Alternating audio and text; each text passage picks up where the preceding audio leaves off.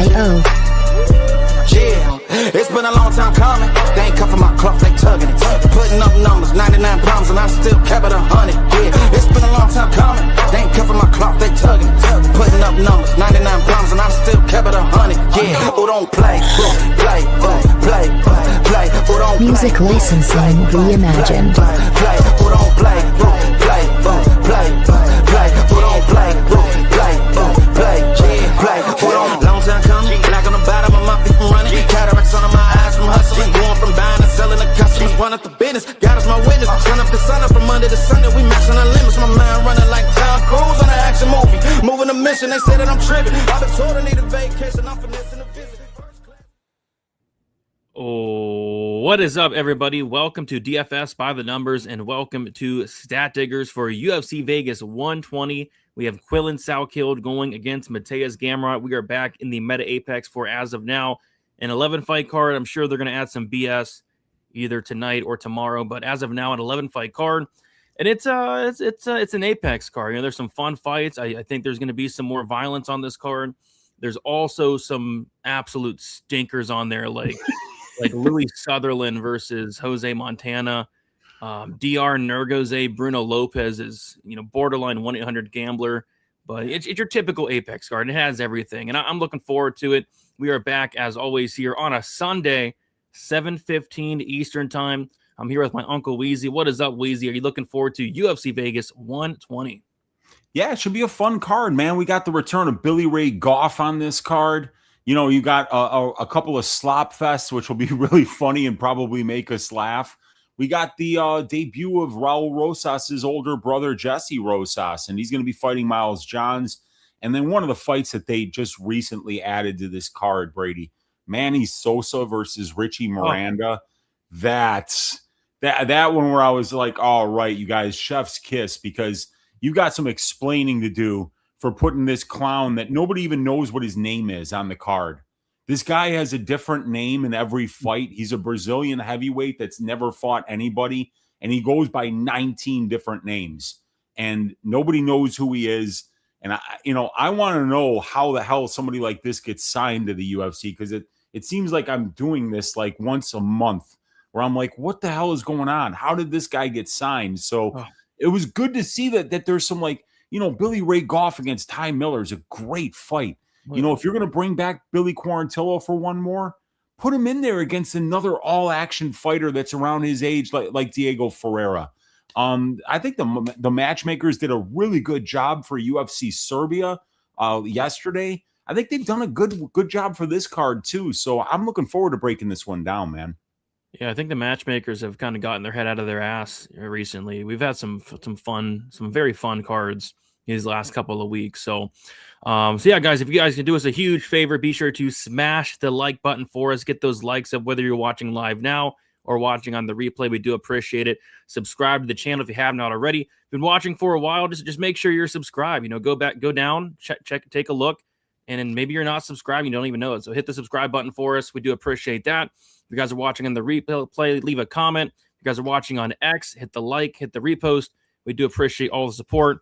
And let's shout out the chat here. What is up, everybody? First one in the chat is going to be none other than Gabe.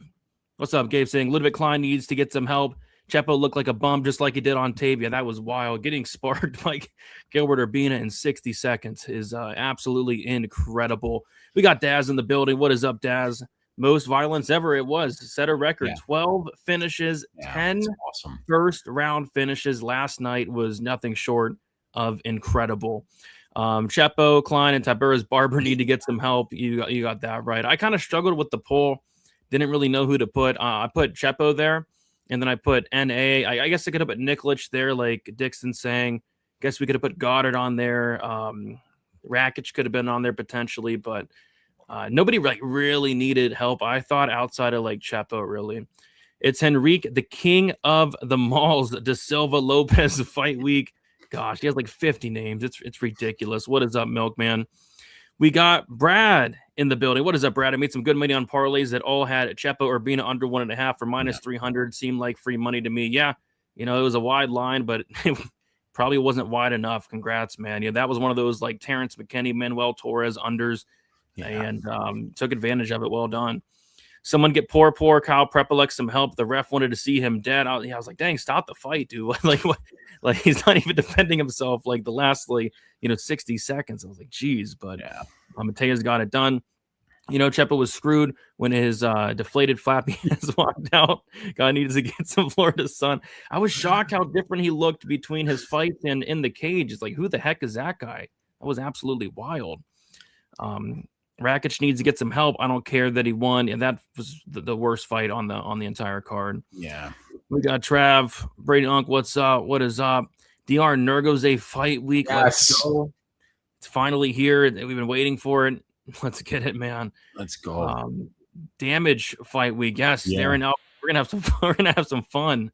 One more time, Brady. One more time during the damage, Elkins. Let's go. He's gonna wheel out in the wheelchair and get it done one last time. I'm telling you, I'm still pissed off from Belgrade. Nonetheless, I'm very happy that Stat Diggers is on. I've got my bottle of Stag, and I'm going to attempt to hang with you guys till the end. Well, best of luck with that Stag. A couple hours of that Stag, it can get you, man.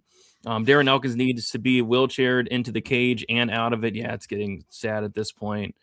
Vologden needs some help. Guy keeps trying to die in the octagon. Yeah, this guy, I'm really worried about Mark Vologden. You didn't try hard enough, man.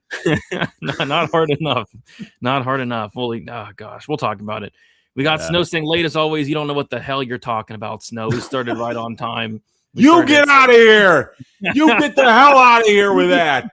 He's just joking. Snow's just joking, man. Snow's just joking. We got Daniel saying on time, every time. Chepo needs more than help. He needs to be cut from the roster. By the way, Mike Davis is still making excuses. Is he really? Probably. He's making a new excuse each day. Welcome to the excuse of the day with Mike Davis. Oh, this guy just filled with excuses, man. Diyar Nurgozhay's back, man. He got a win in his last fight. He's trying to get another one here. Juliana Miller, fight week, stand up. Chepo needs more fights before getting cut. Need 3 more chances to fade. Yeah, just play the under. Yeah. I'm going to be playing the under no matter what it is. It's probably minus 500.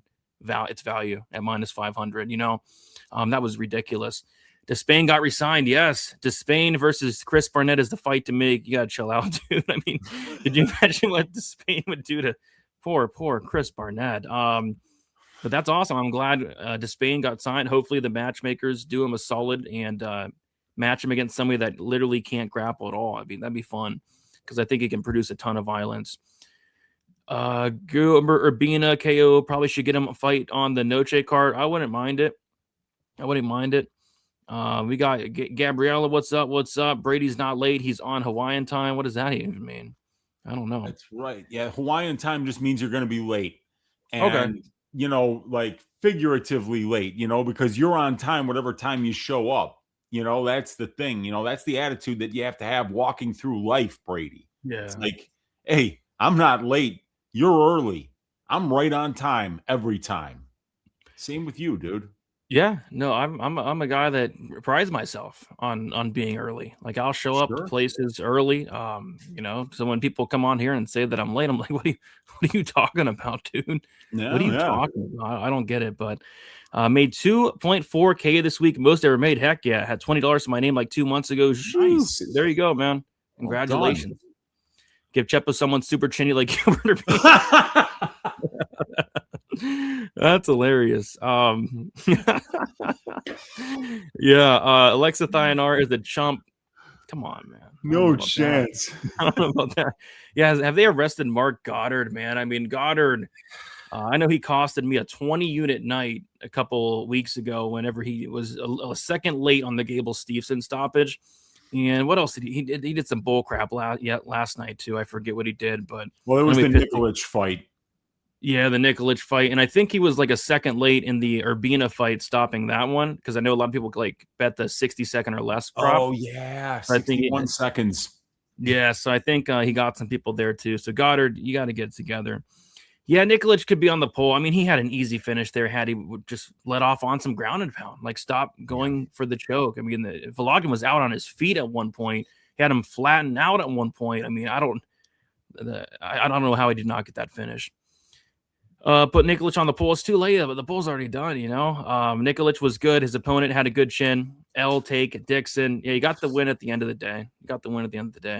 We got Bobby to go. Wheelchair Elkins fight week. Let's go. We're rolling in to fight week with Darren Elkins in his wheelchair. He's going to get it done one more time. I'll never forget cashing the round 3. Darren Elkins 16-1 against downtown TJ Brown. Probably the best moment of my betting career. It was amazing. It was amazing. Multiple plus 1,000 parlays yesterday. Let's keep it going. Let's do it, man. Let's do it. We got Cole Stein, Brady Weezy, happy stat dig Sunday. What's up? What's up, Cole? Michael Oliveira looked minus 50. There's a bunch of guys that look minus 50,000. Yeah, there are. One of those cards yesterday. It's crazy. We got Gabe with the $2 dono. Can't wait to fade Ludovic Klein. He's washed at 32. Yeah, he looks a little washed, but Weezy made a good point. Like, he came back way too early after a gruesome injury. Yeah. Please arrest whoever sanctioned Darren Elkins to fight. Yeah, I mean, I think somebody should be arrested. I even said on my prediction video, Weezy, I might head out to Vegas with a clipboard and a petition, try to get a couple thousand signatures to take this fight off the card. He should not be fighting this Saturday. It's so bad. Darren Elkins retirement fight week. The damage going to put 7 units on him. That's a good idea. LOL. We'll talk about it. Generational wealth opportunity, baby. Let's go. I love it. It's the last time that we can make money off of Darren Elkins. So if you want to pass that up, that's on you. Let's go. Yeah, let's go. Give him two Ivasa. Not Darren Elkins. Don't give Darren Elkins two Ivasa. No, oh, please. Gosh. Actually, Darren Elkins might have a chance to win that fight. I was actually just going to say, he takes his back and he chokes him out. I mean, Tuivasa is on like a 20-fight skid, so you never know. Poor Goblin Vlogden had a little Nikolic by KO, said the little bugger kicked me a bit. Yeah, it's about as close as it gets, man. Brady, I cashed a plus 600 on the parlay you said on the betting breakdown with all the parlay. That's funny. On my betting breakdown video, I'm like, dang, this is a great parlay card. And at the end, I was like, for potential parlay pieces, I like, Rakic, Sterling, the under the Chepo fight, the under the Medic fight. Just rattled off all the parlay. I guess they all hit. So shame on me. Shame on me for not betting any parlays last night. The boys are back in town. What is up, Stacy Paul? Let's go, says Alfonso. I fell asleep during the Rakic fight. Was it ever close to finishing? The closest it was to finishing, I thought, was when Marcin Tybura landed a big knee at the end of the 3rd round. Yeah. Outside of that, no. It was horrible. It was a terrible fight. Never got anywhere close to finishing. Herzog's been stopping fights since good. Like, they all take turns being awful, man. Like, they all take turns being awful. Herzog had his run of being completely terrible. Danny Merg had his run being completely terrible. Now I think it's Goddard's turn. I think it's Mark Goddard's turn. Herb Dean's turn to be horrible. But yeah, Herzog seems to be, doing a lot better lately, even though a lot of people didn't like that that submission for the grad fight, the grad bazooka fight. A lot of people didn't like that. Yeah. Tofik is a marauder. That he is. We're going to talk about the most marauder of all time, this card, in Manoel Sousa. Yes. This guy is pound for pound the biggest marauder in the UFC. Manoel Sousa. I cannot wait for that fight. Yeah. No. Let's not get Darren Elkins in there. No way, dude. No. If that happens, I'll be out there with the damn clipboard, Brady. We'll be out there. We'll be out there like those annoying people trying to get your signatures and shit on street corners. We'll be like, we want to show you a picture of this guy and a big picture of Darren Elkins. This guy's trying to be in BKFC, and we're trying to stop it from happening. Yeah, we can't let that happen. Brady, how many of your confident picks won yesterday? Went 6 for 6. This card's gonna be tough because I only have like 3 or 4 confident picks. It's kind of one of those cards, one of those greasy cards. Elkins and street beefs. Come on, man. Come on. Yeah, the parlay boys have been eating very good lately. Somebody posted it. Forget who it was, but the favorites in the last 25 fights, Wheezy, they are 22-3 in the last 25 fights. 22-3. So the parlay boys are getting it done. This card will be on my birthday. We're starting it off right. Heck yeah, man. You get to watch Juliana Miller, Ravena Oliveira on your birthday. You know, what more can you want? What more can you want? Brandon Weezy, it's the return of Fraudier Del Valle. Yes, it is. And he's the biggest favorite on the card by a mile. By a mile. And yeah, shouldn't poor Jan be on the help list? I think he's way past getting help. I mean, he's 43 years old. Yeah. Tons of injuries, and there's a hole in his face. I mean, he posted a picture of the aftermath of that cut. Yeah. I don't think I've seen a cut that bad in a long time, man. I mean, that was like Axel Sola's right in the same place. Yeah. Yeah, it was very, very bad. Very, very bad. That's what people are saying. I don't know. I'm not from Australia, but that's what they're saying. Did you watch the video Husky made about the cabin? I did. Were you able to watch that, Wheezy? Dude, Husky Hustler made me a video. Oh no, I did not see that. And I'm friends with that guy. He's awesome. So I've got to watch that. What did he do? You gotta check it. He made a whole video about your cabbage rant.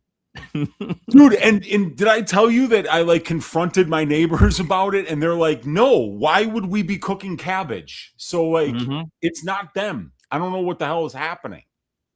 I haven't smelled it like for a week now, maybe, I smelled it actually again on Wednesday night when I was doing my live Balls Deep Breakdowns show. So yeah, dude, I don't know what the fuck's going on, man. They're not cooking cabbage up there. And like I said, they're young 20s. Like, what the hell that's what like Serbian, Polish grandmas cook, you know, like young, virile 25-year-old men aren't cooking cabbage, right? Yeah, I totally agree. So maybe they're lying or something's wrong, man. But if they were lying and I catch them, there's going to be problems, Brady. I hit Rebecki plus 650 not to bleed. Wow. Yeah. I mean, I think that's the first fight ever he didn't bleed. I mean, that's insane.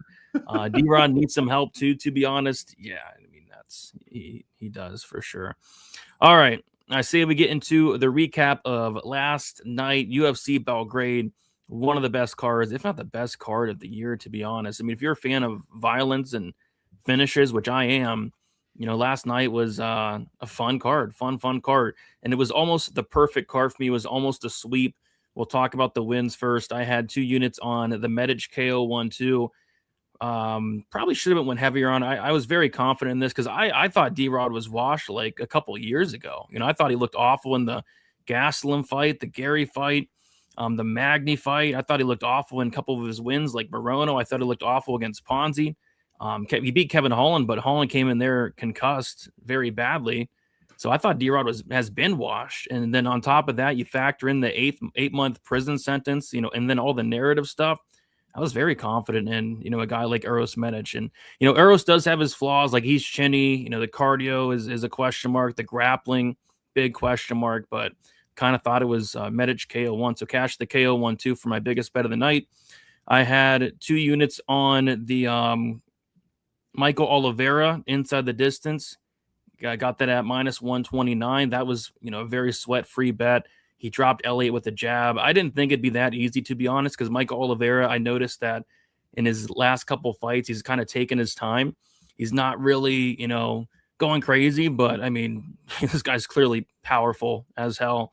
So he dropped Elliott multiple times with that jab and then finished up with the ground and pound, did it in 1 minute and 49 seconds. So, yeah, 2 units on the inside the distance was a phenomenal bet. I had 1 unit on Rambexky to win in rounds 1 or rounds 2 at plus 105.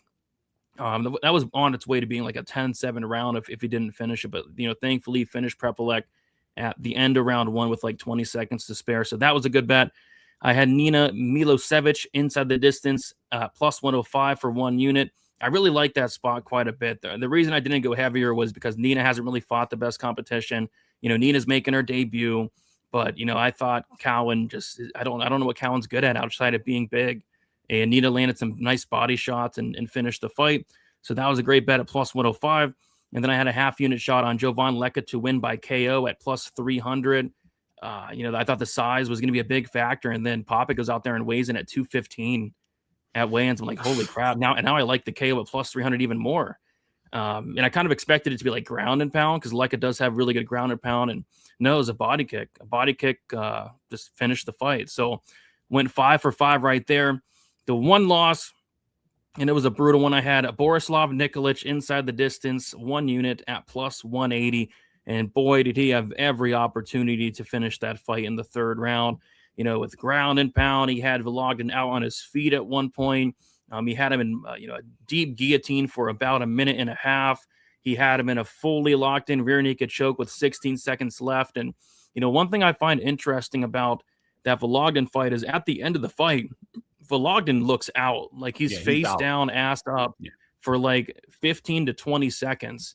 And Mark Goddard's punk ass doesn't even go over and check on him. Doesn't even try to see if he's awake. That probably should be a submission. I mean, that probably should be a Borislav, technical submission win. So that inside the distance probably should have cashed. So it probably should have been a 6 for 6 night for me, but it was 5 for 6, went up 6 units. Was very happy because I didn't love the card from a betting perspective. Everything was chalky. Everything was like borderline unplayable, but was able to kind of find some value. So I was really happy with how last night played out. Wheezy, you want to talk about one of the worst bad beats of all time? I mean, was it like a 20 unit swing for you on that freaking Nikolic fight?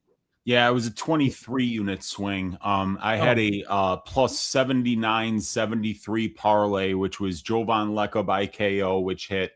Nina Milosevic by KO, which hit. And the third leg was Borislav Nikolic by KO. And I had a quarter unit on it at plus 79.73. And I mean, Nikolic had all the chances in the world. And we were saying after the fight, if Nikolic is on a full camp there, he gets that finish in round 3. But you could tell he was exhausted just like Vologden was. And it was a war of a fight. Vologden hurt Nikolic bad in round 1. But then Nikolic kind of turned the tide in round 2, landed some big shots, and had a massive round 3. And that's really one of the worst beats. And and I've been on a long losing streak, Brady. That's lasted almost a year at this point. It's been just an absolute nightmare. And I really needed a big win, and to miss out on that was just absolutely heartbreaking. I haven't been that down after a UFC event. I don't think ever. I felt awful last night, because I really needed that win. And, I could complain that I should have been up 1.4 units because the Nikolic inside the distance bet would have cashed. But I still hurt myself by making bad bets. I parlayed Chepo inside the distance because his inside the distance prop was minus 250 when the under 1.5 on Bet Rivers was trading minus 375.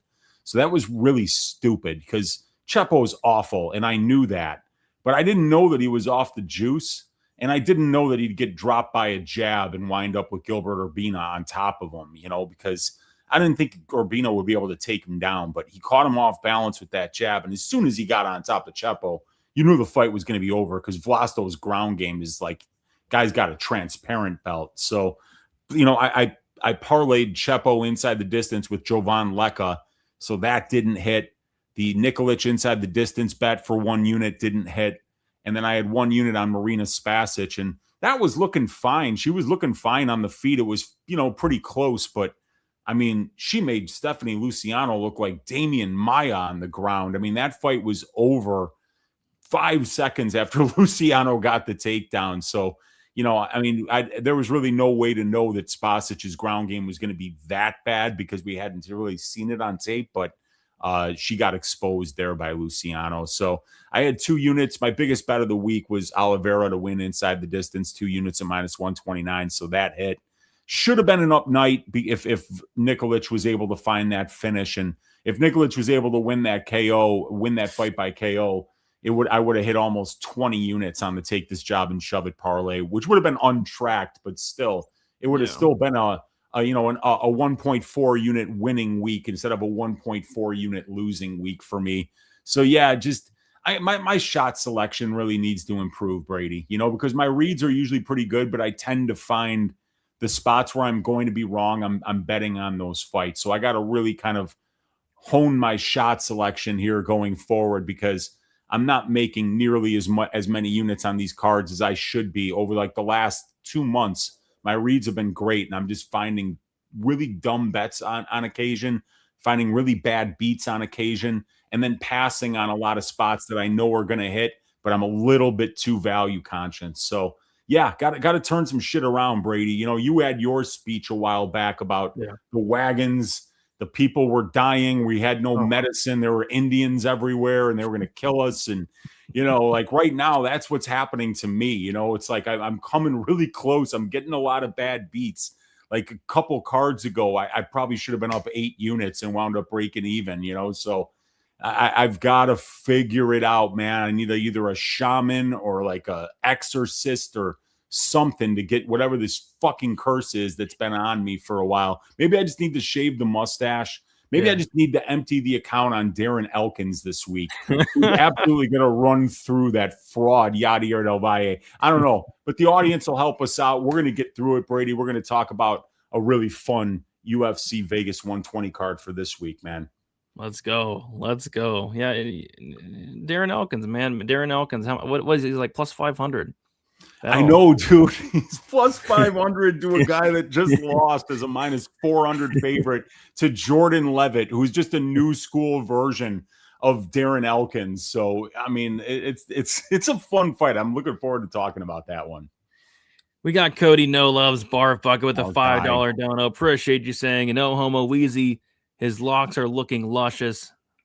There you go. Yeah, I may be on a losing streak, but you know this hair is winning 24/7, Brady. Heck yeah! Shout out to Cody's No Loves Barf Bucket, man.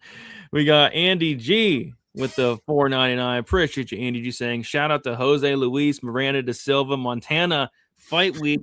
Couldn't fit all the names here. It's crazy, dude.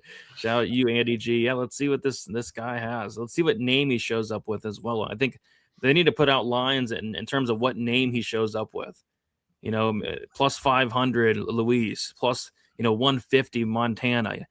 Plus 200 Silva. We need to get Bet Online to put those lines out. See what name he's showing up with. And he's never shown up to Fight Week with the name. What is the name? Where do I have him named this week? So this week he's known as Enrique da Silva Lopes. His first name's fucking Jose. So like there's no Jose anywhere in that. And then we've seen Luis as well. And there's nothing there. So I don't know who this guy is. This guy could be anybody.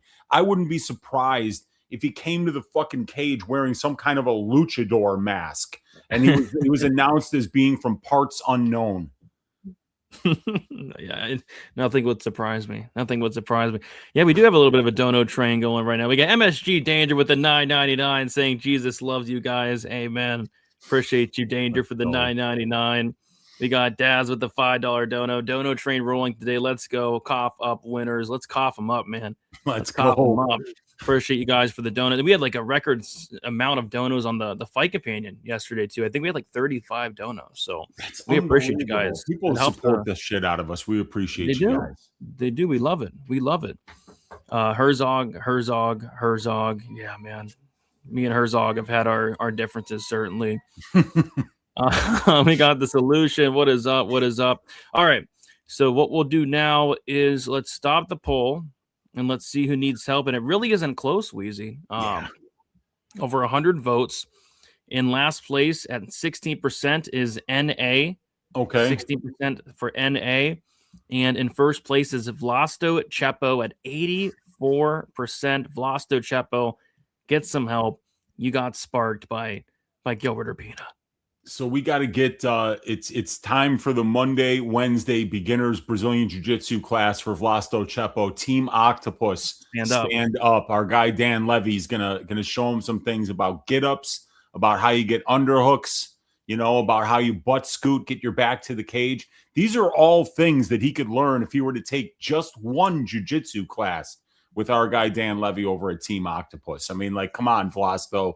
Time to work on that jiu-jitsu, buddy. And what happened to your doctor? Dude, what was that? I mean, like, he looked completely different. So I forget who said it. I wish I can give him credit. It was like late last week, if not the week prior. Somebody said that there was an interview with Vlasto, and he was basically saying that he blatantly said he stopped doing steroids for this fight. And I was like, I didn't really believe him because why would somebody say that? But yeah, apparently he stopped doing steroids for this fight. Oh God, And you can damn it, see no, it. that's when you start. That's when you start, when you have the big fights. Come on. I know. And I can't even blame him, Like, I mean, you could watch the tape and know that the guy was absolutely god awful, but they put Gilbert fucking Urbina in front of him and he fumbled the bag.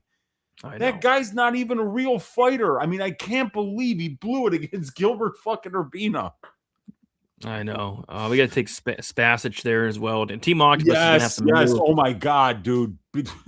Stephanie, but you know what? We got to give Stephanie Luciano some credit because maybe she is the best grappler in the division because she made Ravena Oliveira look terrible. And she made Marina Spasic look like a white belt down there. And who knows? Maybe they're both awesome on the mat, and Stephanie is just elite, like Damian Maia-esque on the mat. But something tells me that I'm wrong about that, and that we're not going to see any more rear naked chokes out of Stephanie Luciano for a while. I have a feeling that we're going to have Ravena Oliveira join Team Octopus next week. Oh, yeah, I think so, man. She's getting submitted so fast. Have they arrested Isaac Algarian yet? I hope so. Not yet. But I hope so. I will tell you one thing, and this is a prediction I will get 100% correct. We're not going to hear one word out of that man's mouth until whatever these charges are that are going to be coming from the feds for this, which was an obvious fixed fight. Just like we've never even really heard James Krause speak since the charges finally got dropped. Same thing with Jeff Molina. So I don't think we're going to hear anything from Isaac Dalgarian for a very, very long time. Yeah. We got Jessie with a $2 dono. Appreciate that, saying sweethearts, the lot of you. Appreciate that. Saying Urbina came in at tremendous shape, though. He did. He really did. Yeah. He really did. He looked better at middleweight than he did at welterweight. That was surprising, too. I'm like, dude, this guy's moving up 15 pounds, and he's facing a steroid monster that could punch a hole through a brick wall. He's getting punted into the cheap seats. But, I mean, he got dropped by a jab. Crazy, man. Crazy.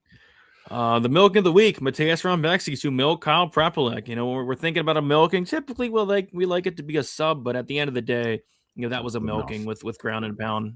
He landed, I think, well over 100 ground strikes. I don't know what the hell Kerry Hadley was waiting for. Just stop the fight, Kerry Hadley. And he did, finally. Mateusz Rambexis, round 1, milking. The piping of the week, Uros Medic to pipe Daniel D-Rod Rodriguez on site. Just textbook piping. That's what we want. It lasted 30 seconds. The first shot that landed dropped D-Rod, and Medic kicked him a couple times, which is pretty cool as well. Yeah. So Uros Medic was the piping of the week. So the piping was perfect. The milking was perfect. So you guys nailed it there. Big ups to our audience for nailing that, Brady. That's huge.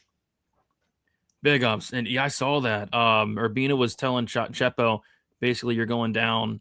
Urbina looked really confident. And we got Brad with a $10 dono. Appreciate you, Brad, saying, I'm 53. I just figured it out. There you go, boys. We appreciate you, Brad. Heck yeah. 53 years old. Just a little bit younger than Muslim Salikov. Gotta love it. Gotta love it. Actually, a lot younger. Salikov's like 70 now, right? He's a lot older than that, man. Yeah. What's up with the Thai language in the chat? So, Wheezy, it's weird. I feel like I've broken into, I don't know if it's Russian or Thai, but a different market, because I'm getting different languages on my prediction videos now. And you can translate it, right? You can translate, and they're saying nice things like nice video. You helped me and stuff. So I think I broke into a different country's market. I'm not sure what country it is, what language it is. But apparently I'm big over there in maybe Thailand or Russia or whatever it is. So pretty cool. Nice, man. Well, MMA is one of the most international sports that there is besides football, So it was really cool seeing all those Thai people in the chat yesterday. And then we get a lot of Cyrillic in there, which is Russian. And it's cool to see other languages in the chat enjoying the show. Okay. And then one more before we get in. And it is Icky with the $4.99. Appreciate you, Icky. And he says, I appreciate the work you and Wheezy do. Oliveira looks like Superman. Oliveira is going to be a problem for years and years and years to come. in years to come. I mean, this guy is absolutely horrifying. Maybe I'm big in Thailand, man. You never know. Maybe I'm big over in Thailand. Heck yeah. Heck yeah. All right. Let's move on to some cards, Wheezy. So yeah, let's go, man. I'm fired up for this. This is my favorite part of the show here. It's a fun time, man. It's a fun time. So if you guys want to check it out, go to pull up the banner, homeofightcards.com. About to rip open some cards, and I'm feeling good about today, Wheezy. I'm feeling good. I'm feeling lucky, you know. I am too, man, and we've definitely had some really good hits lately. So let's get one of those $85 to $400 cards, which is like a 3.75% chance. I'm feeling lucky today after just missing an 80 to 1 parlay. I feel like that was the bottom. That was the trough. Now we're coming up, baby. We bottomed out, nowhere to go but up. We're getting that Carlos Prates card, or we're getting that Kane Connor card. Something classic here. Let's do it. Let's do it, man. And Brandon St. Jamie Lindhorst card. Come on. My Wi-Fi is like horrible right now, so bear with me. Jeez. Fast tracked Oliveira. Like, you pay $110 a month for Wi-Fi. The least they could do is, all right, here we go. Spectrum, get some help. Finally. All right, let's open this card. Let's see. All right, come on, baby. Come on, babe. Come on, babe. Hook. Let's get an autograph. Us up. Let's get an autograph. Look us up, man. A match Danger Schnell. Let's go, man. Dude, no, he set record for most times being violently knocked out in the UFC. That's got to be worth something. No. Oh, God. No. Matt Schnell. Oh, God. Schnell, well, that's man. about as yeah, you're not. It's almost mathematically impossible. So if you are thinking of buying some cards from Home of Fight, now you know that we just got the worst one out of the way. So now it's like an even better chance to go over there and get something really good. Matt Danger Schnell. Oh, no. Oh, gosh. Oh, who does that? Well, maybe I was wrong about my luck turning around. Oh, who does that to Jimmy Flick? And Nate Maness apparently takes Jimmy Flick to decision. I'll never forget. You would have to pay me $30 to take that. All right, we're due. Come on, let's get one good here. Come on. I'd rather have the Chiazin card. At least she's handsome. Yes, man. Better tattoos too. We're definitely due. I mean, we're absolutely due here. Come on. It could be the worst part. Yeah, that one. Yeah, we just got served, you guys. I think I mushed us on that, saying that my bad luck was over. Yeah, now we're gonna pull a one of one. What about a 1-of-1 Alex Ferreira? Yeah, let's get it, man. Something crazy now. We are due. We are due. Come on, baby. Here we go. Come on. Bounce back. Something good now. Come on. Something good now. Let's go. John Jones. John Jones. Fucking Jones, baby. Bam. There we go. There we go. Oh, my God.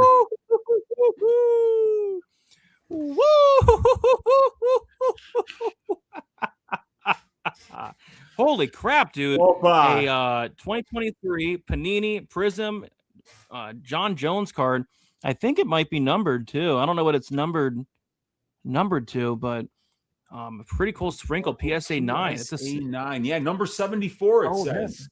So that's that's a great one, man. We just pulled an absolute beauty. That's what has to happen after you get a Matt Schnell card, dude. Yeah, man, that's probably the second best pull, maybe the first or second best pull we've had. I mean, that's incredible. Heck yeah. Yeah, John Jones. That's like we just got the GOATs, and it was a rare card, numbered. That was about as good as it could possibly get. That's phenomenal. So they say they giveth and they taketh. We got Matt Schnell, but we bounced back. We got a John Jones sprinkle PSA 9, man. Heck yeah, let's go. That's probably one of the coolest cards I've ever seen. And just one of the great bounce backs ever. I had this one fraternity brother, I won't mention his name, and like one night he would go out and be with literally the ugliest girl on campus because he got drunk and it was really late and he had no choices. But then the next night he would pull one of the hottest girls home, and like he was variance personified, but he could go from being the best to the worst, and we just did that, Brady. So that was a great bounce back. That was some great drama there. Let's go. Shout out to Homo Fight for that. That was fun, you know. Absolutely. There's ups and there's downs. Just like in the betting game, there's ups and there's downs. Just like in the card business, man. There's ups and there's downs, man. And we just witnessed that tonight. Hell yeah. Cool. Let's go. How cool. All right, guys, let's get into some fight. We're like 40 minutes in. This is the longest recap ever. But we're going to kick it off with the first fight of the card. And it's going to be, Juliana Killer Miller going against Ravena Oliveira. We got Juliana Killer Miller, 30 years old, 5'7" with a 66-inch reach. Ravena Oliveira, 29 years old, 5'5" with a 65-inch reach. We got Oliveira 1 year younger, Miller with a 2-inch height advantage and a 1-inch reach advantage. Killer Miller is 2-3 in her last 5 fights. She had that knockout win against Brogan Walker Sanchez, a decision loss to Veronica Hardy, knockout loss to Luana Santos, a decision win against Ivana Petrovic, and then a decision loss against Carly Judice. As far as Ravena Oliveira, 2-3 in her last 5 fights. Made her debut against Thainara Lisboa at bantamweight, lost that fight by decision.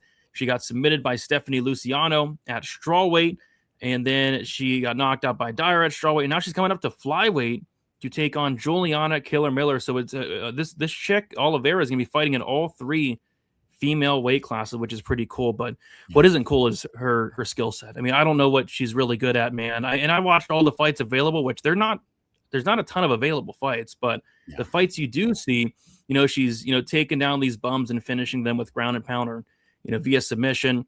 I was able to watch a fight where she got on top of a fighter and got Ezekiel choked. It was absolutely embarrassing.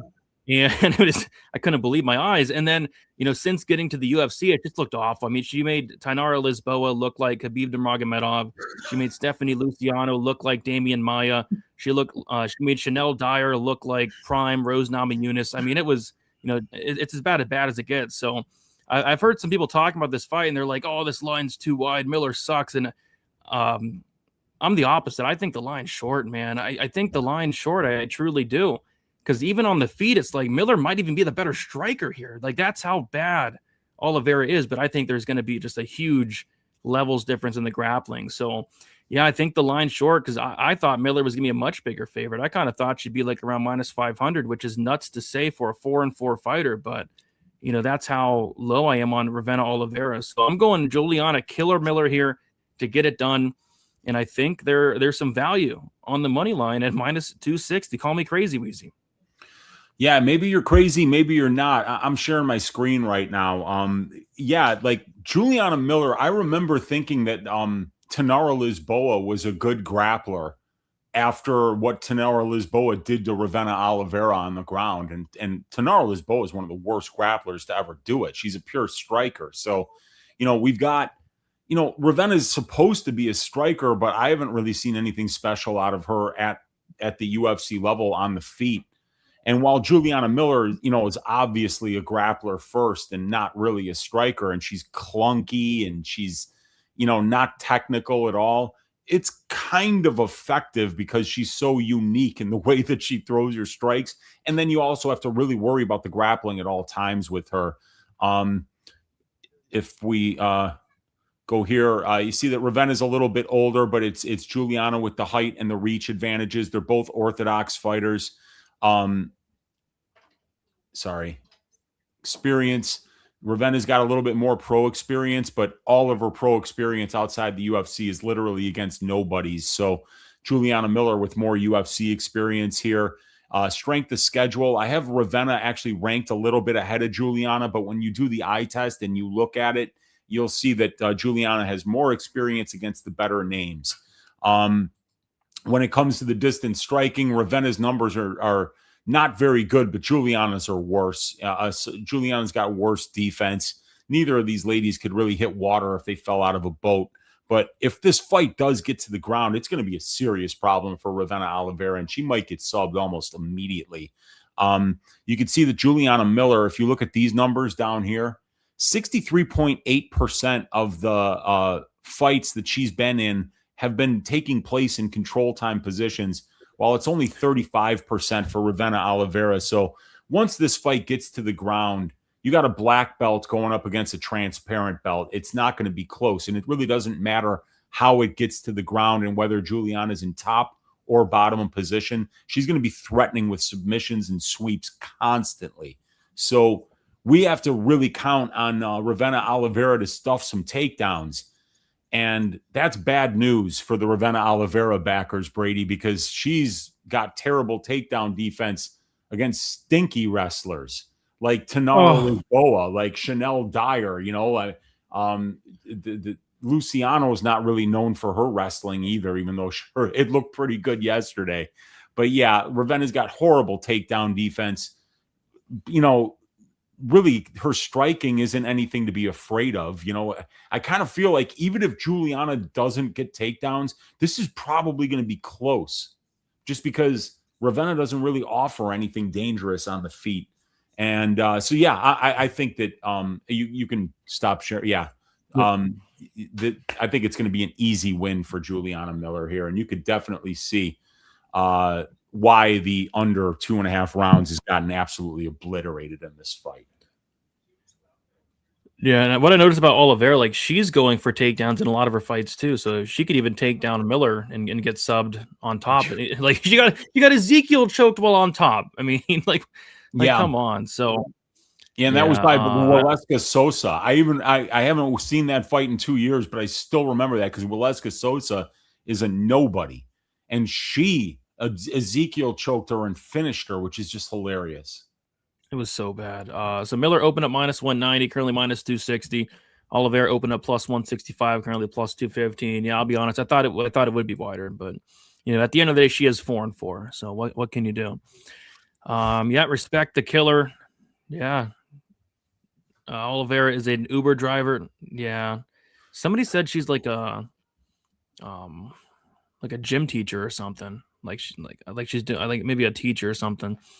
Killer Miller could show levels, which is an insane sentence. I think she does, man. And she's like, going to. Yeah, I mean, you look at her losses though. I mean, Luana Santos, man, she has the best WikiFeet score out there. Yes. And then Carly Judice, and she even put Carly Judice in some very bad spots in round 1 and round 3. Yeah. I will cry the day the show stops. Don't stop until one of you aren't alive anymore. Yeah, we're not going to stop it, man. Miller is awful, but Oliveira is somehow worse than she is. Yeah, I agree with that. Do we think Ravena could Ezekiel? Anybody could Ezekiel choke. Anybody could sub Diyar Nurgozhay. So probably, man, probably. Have you watched UFC Belgrade? And if you did, what do you think about it? I haven't watched it yet. Have you, Weezy? I haven't seen it. No, yeah. So, I mean, Alexa probably doesn't know that we did a watch along from it. And with a name like Markovic, you know, I'm thinking he might be Serbian or Croatian. Nice. And yeah, we watched it. We watched all the fights live on this channel that you're watching this show on right now. And we thoroughly enjoyed it. Other than me getting rinsed with Nikolic not getting the finish, we thoroughly enjoyed the fights, man. Yeah, it was a fun card. So white sparkles aren't numbered, but they are SSP super short prints. Okay, cool. Sense. So they're really rare, but yeah, not numbered. Okay, we'll take it, man. We'll take it. Miller has been big, athletic, and a good scrambler, but she just didn't have a lot of skill. She definitely improved, and she won on tough. Yeah, I think she's getting better. Like she couldn't get any worse, you know. Lee Miller sub, but Oliveira is so bad she might even get TKO'd. And Miller does have some good ground and pound, so we can see it. Miller is a 4.30 again on WikiView. That's not half bad. Ravena Oliveira is unrated. Okay.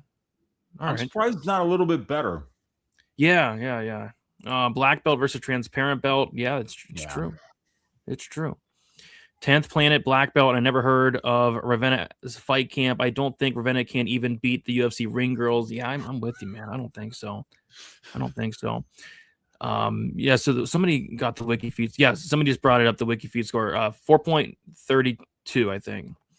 Judice to Oliveira is a huge downgrade in competition. Significant. Jesus. What do you apparently, think Luis would be against Ravena Oliveira? Seriously. at least minus 1,000. I mean, I think like minus 500 to open, and then money comes in on her. Yeah. So yeah.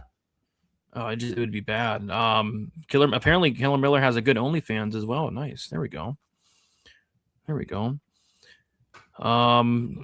fee. Oh gosh, no thank you. No thank you. Ooh, a Miller time. 2-leg money line parlay. Ty Miller and Juliana Miller. Yeah, I think it hits. It probably hits the Miller parlay. That's not a bad look. Let's see where that's at right now on Bet Online. Probably Ty Miller minus 355. Miller Juliana minus 260. Minus 2029. I thought Miller was better than minus. Money must have came in on him or something. Yeah. Wait, what? No, she's not banging dudes on her page. At least I hope not. Goodness. All right. Let's move on to the next fight, and it is going to be Manuel Sousa going against Richie Miranda, which is as of now the second fight on the card, but this could be like the best fight of the night, man. And it's because it's a Manuel Sousa fight. He's 29 years old, 5'9" with a 70-inch reach. He's going against Richie Miranda, 31 years old, 5'9" with a 74-inch reach. Sousa's 2 years younger, same height, and it's going to be Miranda with a 4-inch reach advantage.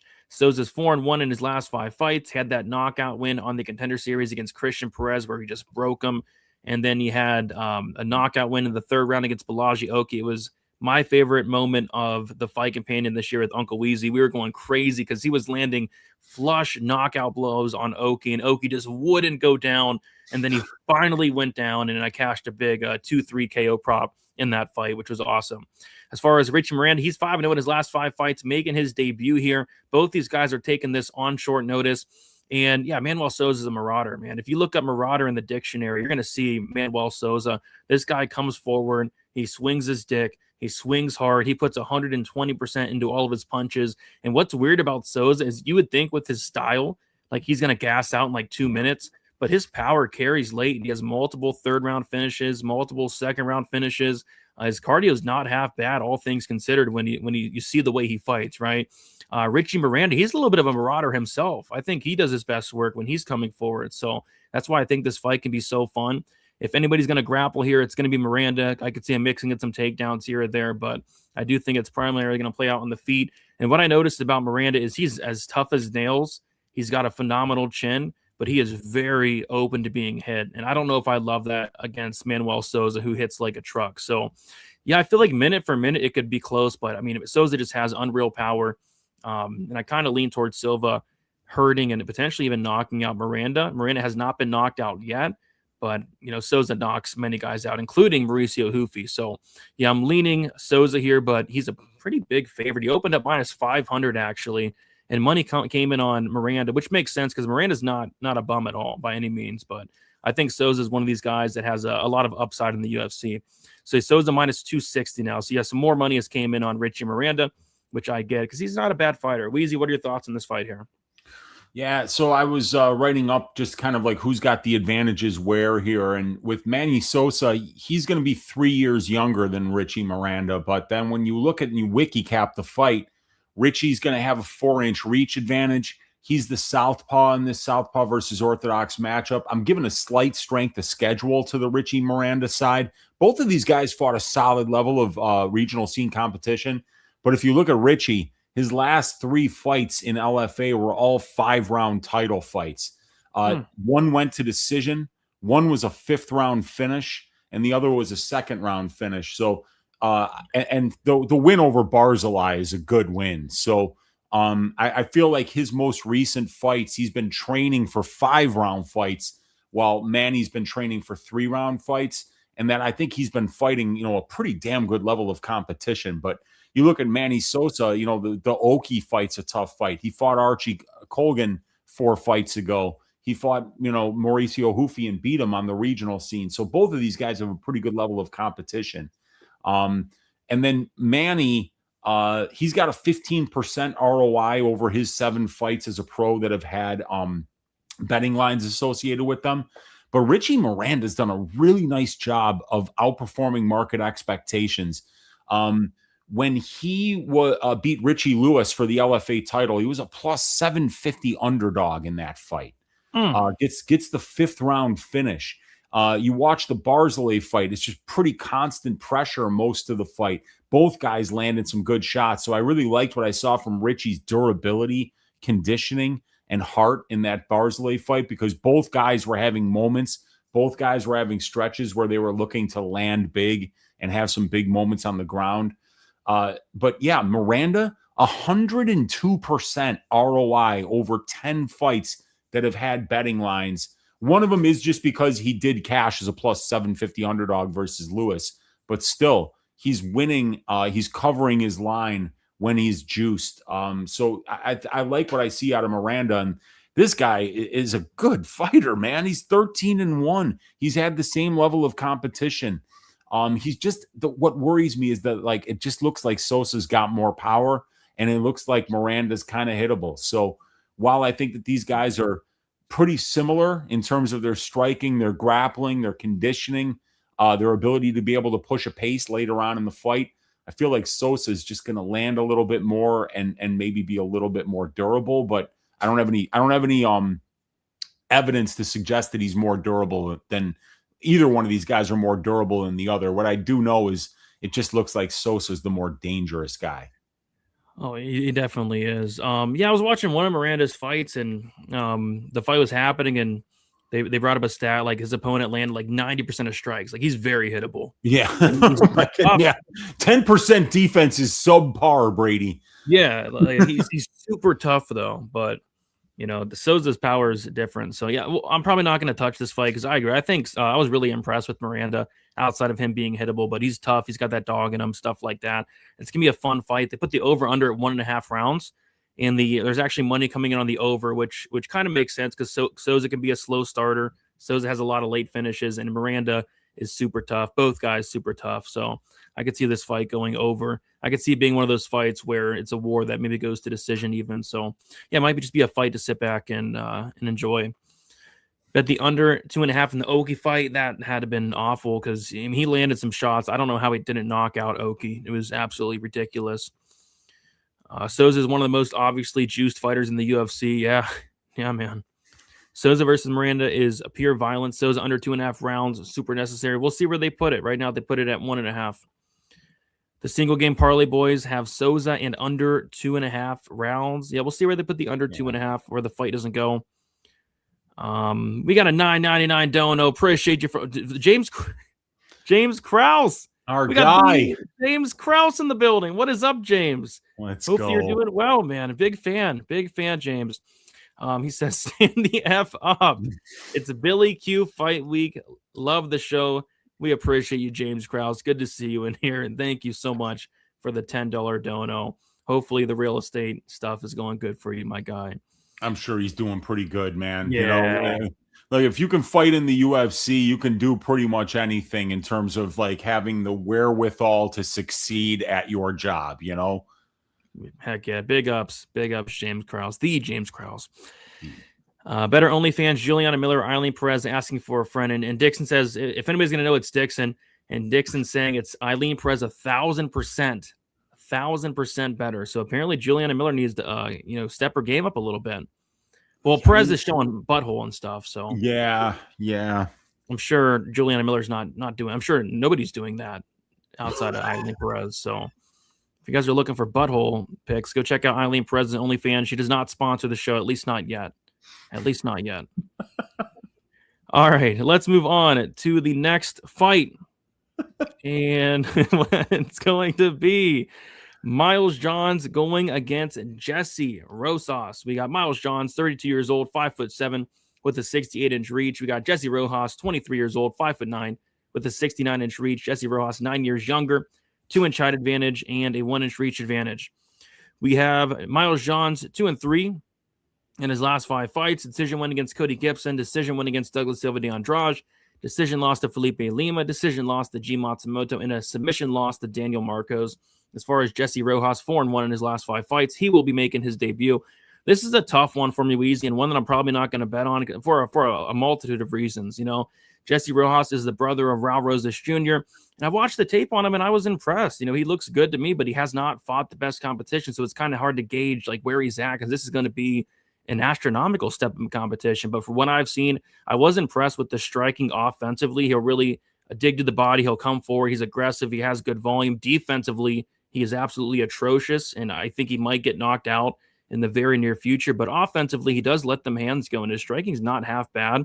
But it's the wrestling, it's the grappling, right? He's a Rosas. If he gets on top, he has really good ground and pound, has a good submission game, seems like he has good cardio. I was impressed with Jessie Rojas, but he's taken a big step up and going against Miles Johns, who, he's not an easy guy to look good against. Miles Johns is extremely defensively sound, has a wrestling background, but, Miles Johns is on a 3-fight skid. I thought he's always had, cardio problems. If he ends up on bottom, he's looked awful. I mean, he made Daniel Marcos look like Damian Maia in the last fight. I couldn't believe what Daniel Marcos did to Miles Johns last fight. Gave Daniel Marcos his first submission. He got broken by Castaneda back in the day. So Miles Johns has dropped the ball a lot. And you look at his wins, and they're just awful. Douglas Silva de Andrade, Cody Gibson, Kevin Natividad, just some of the worst wins you'll see. So, yeah, I mean, I get why Johns is the favorite, just experience alone, level of competitions night and day. But I don't know if I can trust Johns here. Like, if he gets taken down, it could be bad. If this fight extends, it could be bad. Johns is slowing down a lot, and this fight is on short notice. So it's a bunch of red flags for me on really both sides. So probably going to stay away, but maybe some violence because if Rosas gets on top, could potentially sub Johns. And I think Rosas is very hittable. Maybe Johns can land a big shot. So maybe violence, but I don't know. I feel like I'm going to sit back and watch this one. Wheezy, what are your thoughts about this fight here? Yeah, I got to watch more tape on Rosas because the 2 fights that I did watch was just pure grappling. Like, he was shooting 10 seconds in and just smothering his opponent and eventually finding the finish. So I want to see what his striking looks like. I want to see what the cardio looks like. I still got to watch the Keenan Lewis fight where he was submitted in round number 1. Was he out? Did you see that fight? I probably did. I forget though. Okay, yeah, because like that's the recent loss. It was 4 fights ago in March of 2024, and he got submitted in round number 1 of that fight, and I didn't get to see that one. So obviously, Johns is somebody that he's got really good takedown defense. Brady over he's only allowing 0.86 takedowns on 3.73 attempts, so that's 77% takedown defense. But what I don't like, dude, Miles Johns has never attempted a submission in the UFC, but he's had 7 attempted against him. So I feel like Rosas is going to be that kind of statistic worries me, that Rosas is going to be able to get to places where he can start threatening with finishing the fight. And he's going to commit to the wrestling. The question is because this fight was on short notice for both guys, is Miles ready to go a hard 3 rounds? Because we saw in the Matsumoto fight that, like, Johns, who is known as a guy who slows down late in fights, he showed really good cardio and pace in that fight against a guy in Matsumoto who really does throw a lot of volume, fight with a lot of forward pressure, make you defend takedowns. So seeing Johns hold up to that pace, was encouraging. But then he goes out there and he gets submitted by Daniel Marcos. And then you go back a couple fights and you watch the Castaneda fight, where Castaneda's putting pressure on him and he breaks him and finishes him. I think it was with an arm triangle, right? Yeah. But yeah, so like we've seen Johns get broken by pressure and pace and finished with a submission before. And this fight's on short notice. He's on a 3-fight losing streak. He's almost 9 years older than this guy. So when you talk about the differences that are going on right now, with Rosas being 23 years old and on a 3-fight win streak, while Johns is 32 years old on a 3-fight losing streak, you have to weigh that against the level of competition difference that exists between these guys. And then obviously, I think if this fight's on the feet, Miles is dangerous on the feet, man. He doesn't get hit much there. He's trying to counter everything that his opponent throws at him, and he's trying to take your head off with everything that he throws. So I feel like Miles, if he can stuff the takedowns and limit Jessie's ability to find grappling success early in this fight, that he might be able to control the pace and get Rosas to where there might not be a plan B or plan C if plan A is not working. So leaning to the Johns side, but I got to finish up the tape on Jessie Rosas. Yeah, maybe not. If I could count on Miles Johns to actually give a damn. Maybe I think the under at +4 149 could be interesting, but 2.5. It's a Miles John. Yeah, 2.5 under 2.5 +149. But I don't know. That's not bad. It's not bad. It's not bad, but I could see it losing because he's low volume and he kind of limits his opponent's volume at times. I'm not James Krause, but I got mad love for you too. Appreciate that, Daniel. We got mad love for you as well, buddy. Miles all day. Rosas is super young. I've been crushing cans. Yeah, that's the problem. That's why it's tough to be super confident in this guy because I was impressed with what I saw, but against who? Kind of like the Nina Milosevic fight last week. It's like she looked great, but against who? And luckily she was going against Haley Cowan, so it didn't matter. But yeah, it's tough. It's tough judging where these guys are at, because they, a lot of them are fighting cans. Miles by levels. I'm glad to hear people like Brady picking Rosas. Hopefully it holds the line where it is. There you go. Yeah, I did pick Rosas, but I don't think I'm going to bet it with too many unknowns. Yeah. Braden Weezy, don't fall for the Chapo trap. We just saw Vlasto Chapo lose yesterday. It's never Miles Chapo Johns. Yeah, I've never been a Miles Chapo Johns guy. No cardio, looks awful off his back, but he is going to be the more experienced guy here. Rosas kind of pillow-fisted, but has nice strikes. Yeah, he was attacking the liver in some of the fights I saw. Too many unknowns about Miles Rosas fight. Won't be betting it. Nothing wrong with that. I stayed away from 8 fights last night, and it worked out. You can pick your spots. I'm probably only going to bet on maybe 4 or 5 fights this week. Jesse Rosas is the Herbert Burns of the family. You got to chill with that. No, he's not. He's not. Nobody's a Herbert Burns. I mean, that's about as bad as it gets, man. No, his brother doesn't look like that. The fight isn't on FanDuel for some reason. Weird. Well, probably because they just got announced. There's 2 fights that just got announced. Yeah. 2 fights that just got announced. All right, let's move on to the next fight. And it's going to be... And by the way, if you guys have not smashed the like button for us, be sure to smash the like button. We're at 64 likes, which is pathetic. Absolutely pathetic. Oh, like that's the Alexander Rakic of amount of likes right there. 64 likes. We got to get at least 100. We got to get at least 100 likes. Come on, guys. It's Juliana Miller fight week. It's Darren Elkins fight week. We got to get 100 likes up in here. All right. We got Ty Miller going against Billy Goff, one of the best fights on the card. Ty Miller, 26 years old, 6'2" with a 77-inch reach. Billy Goff, 28 years old, 5'10" with a 72-inch reach. We got Ty Miller 2 years younger, 4-inch height advantage and a 5-inch reach advantage. Ty Miller is 4-0 and 1 no contest in his last 5 fights. Had that Contender Series win against Jimmy Drago a couple fights ago, and then knocked out Adam Fugit in the first round. Nobody does that. As far as Billy Goff, 3-2 in his last 5 fights. He had a knockout win against Shimon Smatrisky on the Contender Series.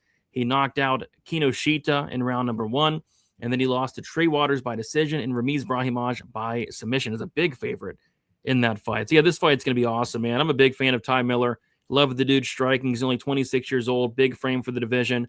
Kind of a 4-inch height advantage and a 5-inch reach advantage here, which I think is going to be very important in a fight that I do expect to take place on the feet. His takedown defense seems to check out. The cardio seems to check out. The durability seems to check out. And he just has really good striking. I don't think Billy Goff is some bum, but he can't be hurt.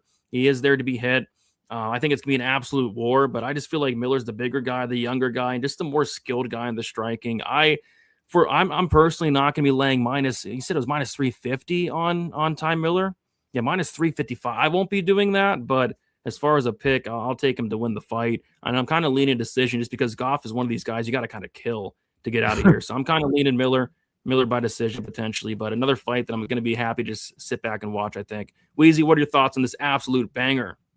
Oh, man. I'm sharing my screen here. I can't wait for this one. I love Billy Goff fights. This guy fights in a way that I'm going to show up to watch every time and thoroughly enjoy it. Goff is pretty big underdog here because he has no defense. He's not particularly talented in any area of MMA, but he's going to make you fight him. He's going to stay in your face. He's going to be very durable, and he's going to try to take your head off with everything that he throws. And it's just waves after waves after waves of offense. And he mixes in the grappling. He makes you work in all areas of the fight. But when you fight with the kind of style that Billy has, you're going to get hit all the time. You're going to take massive amounts of damage. And you just really need to be very careful about how you engage certain types of fighters. Like if you go out there and let Ramiz Brahimaj get on your back, that Billy Goff is not going to have an answer for that.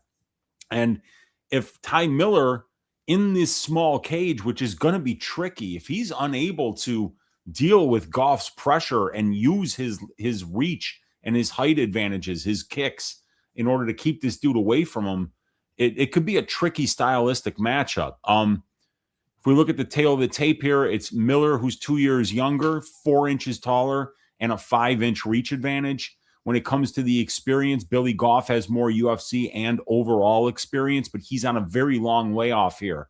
1 year and 2 months for Billy Goff. So before you make any major decisions about this fight, I think it'd be a good idea to look into because I know that Billy's pulled out of at least one fight since his last fight. So it'd be good to know what injuries he's been dealing with and why the 14-month layoff.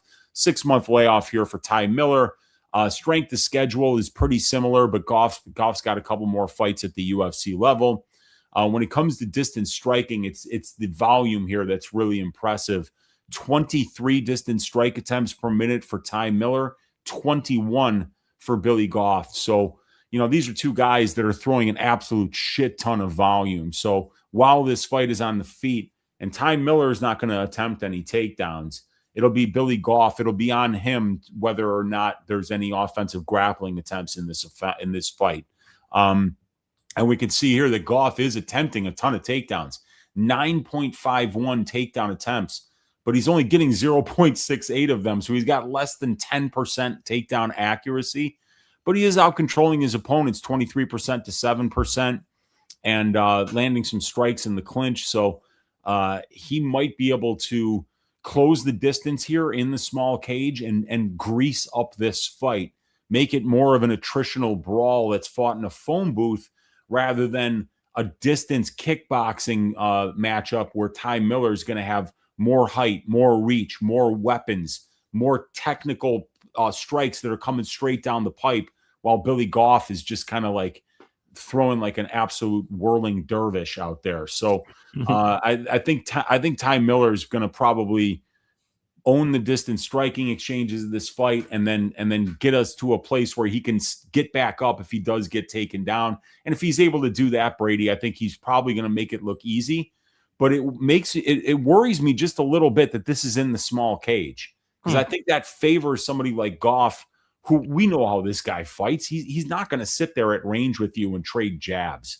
He's going to like run at you like he's a zombie with the rage disease and 28 weeks later. So I can't wait for this fight, man. It's a Billy Goff fight. It's going to be a ton of fun. It's going to be the technical striking of Ty Miller versus the dick swinging brawling of Billy Goff, and I think it's going to be really fun for the fans to watch. But I mean, I think Miller's better than this guy. It's just that I think everybody's better than Billy Goff. If you're not able to deal with the way that he fights, he could start rolling downhill at any point and really give you problems. I mean, he's one of those guys that just got that dog in him, Billy Goff's got that dog in him, man. Yes. Goff's gonna walk into something eventually. Wouldn't be surprised if it's this one. Yeah, for sure. Miller, Thainara, Del Valle, Forley. The Parlay boys have been cleaning up, man. I think he might be onto something. Parlay boys have been cleaning up.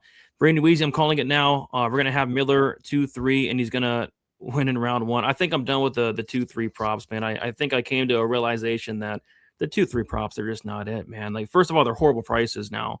They're onto it. We remember a couple of years ago, you could get round 3 props at like 16-1, 18-1. Now you're getting 8-1, 9-1. You're getting round 2 props at 3-1 or 4-1. So, and those are tough to hit. So you got to be really accurate hitting those 2-3 props. So I think the best bet is just taking the inside the distance. Like for Rambexky, just take the inside the distance. For Milosevic, just take the inside the distance. And I think that's what I've been doing a lot more lately. Just not trying to get too cute, because some of these prices are just awful, dude. Like what's happened? What's happened with these odds? Oh, dude, the markets are just getting sharper. That's why the favorites keep fucking winning, because the markets aren't underpricing any underdogs that have a chance to win. Yeah, it's bad, man. I remember when they had like Peyton Talbot round 2 plus 250, Peyton Talbot Yeah. round 3 plus Yeah. 350, and he sparks the dude in 30 round seconds. 1. Yeah. Yeah, unbelievable. Crazy, I remember that shit too. It was like, what is going on with these props? Because they're not even adding up to the money line anymore. They're adding up to like 20% more than the money line. So they're juiced to the tits. They got a ton of vig in them. And these risk managers are onto it. They know what we're going to try to bet. I literally just wrote down 2-3 and Dixon made me erase it. Yeah, it could be 2-3. I kind of thought Miller would get a few get 2-3 last fight. He didn't finish him in round 1. So you never know. Those 2-3 props are tough to hit. If you bet the 2-3 props last night, you got smoked. Because we had 10 first round finishes. Miller, Miles, and Miller. How does it lose? Yeah, what could go wrong, man? What could go wrong? All right, let's move on to the next fight. Oh God! Speaking of what could go wrong, this whole fight could go wrong. It's Diyar Nurgozhay going against Bruno Lopes. We got Nurgozhay, 29 years old, 6'2" with a 74-inch reach. Bruno Lopes, 33 years old, 6'2" with a 74-inch reach. We got Diyar, 4 years younger, same height, same reach. Diyar Nurgozhay is 3-2 in his last 5 fights. Had a knockout win on the Contender Series, a submission loss to Brunson Ribeiro, a submission loss to Uran Salty Baldiev, and then a decision win against Rafael Bipolar Tobias. As far as Bruno Lopes, 3-2 in his last 5 fights. He had a decision win against Magomed Gadjilasulov. He had a knockout loss against Dustin Jacoby, and then a knockout loss against Navajo Sterling. I believe he got knocked out by Brunson Ribeiro, right, on the Contender Series. Yeah, as a big favorite too. He did, yeah. Yeah, Weezy, this fight is hilarious because it's pretty binary. On the feet, Bruno Lopes has one of the worst chins I've ever seen in my entire life. Like, Diyar has been extremely disappointing. Very, very, but he could absolutely knock out Bruno Lopes. Anybody can knock out Bruno Lopes. Like, this guy can literally not take a shot at all. So I think Diyar can knock him out. But Weezy, if Bruno Lopes gets one takedown, the fight is over shortly after. So I would caution anybody, just be careful here. Diyar Nurgozhay has one of the worst ground games ever. I'm talking worse than, Spasic last week. I'm talking worse than Elise Reed. I'm talking worse than Ravena Oliveira. This guy got Kimura'd by Brunson Ribeiro. This guy almost got Kimura'd by Salty Baldiev, but instead he got Ezekiel choked. And even Tobias had him in a Suliev stretch or something stupid. He almost finished him at the end of round 3, dude. Exactly. That's what I'm saying. Yeah. So it's like, for me, it's a Diyar by knockout. I think is a very live outcome, or Bruno Lopes by submission. So it's one of those fights. I'm going to take a look at where they price some of these props. If they have, Diyar KO at a big price, might take a shot on that. If they have Lopez as a sub at a big price, might take a shot on that. I think violence makes a ton of sense here because on the feet, Diyar is very live for a knockout, and on the mat, Lopez is very live for a finish. But overall, this is it's a disgusting fight. How can you trust either one of these fighters, Weezy? Diyar is the slight favorite, but if this fight hits the ground, like, I would not feel good about that bet at all. Yeah, neither would I, because Lopes is a guy that actually has a really good clinch game and decent wrestling. And when he gets on top of you, he's really good on top. He can win minutes and moments there, but he's extremely slow, dude. Like, this guy, you could time his overhand right on a sundial, and then the chin is really bad. But then on the other side with Nurgozhay, you got those constant ticks. He's extremely low volume. And his submission defense is hot ass. So, I mean, I feel like this is an under. It's just an under, right? That's how you play this fight, because both guys have a good finish condition here. Lopes can get a finish if he gets this fight to the ground. And Nurgozhay can get a knockout if this fight stays standing, because Lopez's durability is not very dependable. And I see right now the under 1.5 rounds. It's priced at plus 138. That's a 42% implied probability. The difference. Smashed. What's that? It got smashed. Oh, it was a lot higher than that. It was like plus 200. It's plus 115 now. Oh shit. Okay, well that makes sense. But at plus 115, even at that number, and now the over is probably minus 135. Yep, exactly. So at that number, we're looking at a 46% implied probability. And the difference between the under 1.5 rounds and the fight doesn't go on the long term, on the macro, is about 16%. So if you were to add about 16 to 18% to that under 1.5 line, you're looking at something like maybe minus 175 for a fight doesn't go to decision. And I think that that's probably a pretty good look this week.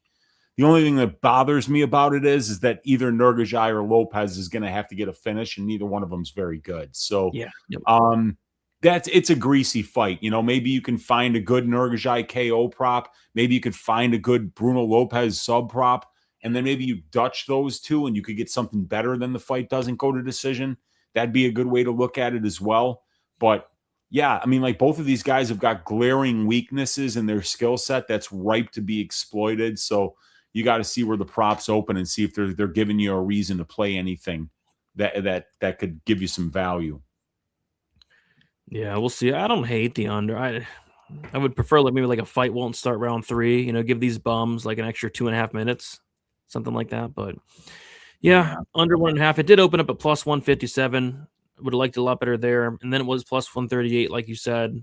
Would have liked it a lot better there, but now it's plus 115. I think the smart thing to do is just not bet the fight, but we'll see. We'll see where they get these props out. If they give me a big number on like a Diyar KO, I'm taking it. If they give me a big number on Lopes sub, I'll think about maybe taking it. So we'll see where they put these props at. Yeah, Diyar might walk into a front. He might. Oh, this guy's sub defense is so bad, so bad. Who gets submitted by Brenson Ibero? Diyar Nurgozhay. Not many people, man. Not many people. And a bunch of Brazilian regional scene bums. Oh gosh, as long as Diyar can keep his space, maybe he won't get choked out when Bruno looks at his neck. Yeah, and Bruno's also not the best wrestler in the world, so hopefully, Diyar can keep it standing, and if he does, he probably gets a knockout. Salty Body gives, he's not bad. Salty Body is not bad. Yeah, he's good. Brady cut him a break. He's getting sub because of the eye. Yeah, it's hard to defend subs when you're having that tick, man. Under 1.5, I don't hate it, but the only problem is that means you'd have to bet on the fight, and if you bet on this fight and you lose money on it, it's not going to feel good. But yeah, under 1.5 could be interesting. Let's see. Brady and Uncle Weezy, remember when that kid said this was all a scam? Do many people make tons of money off your YouTube channel alone? Do many people? Yeah, somebody did come in and say our show was a scam for some reason. It was weird. But when was this? About like a month or two ago. Stat Diggers? Yeah, Stat Diggers is a scam. Even though we're scamming ourselves by showing up here for free.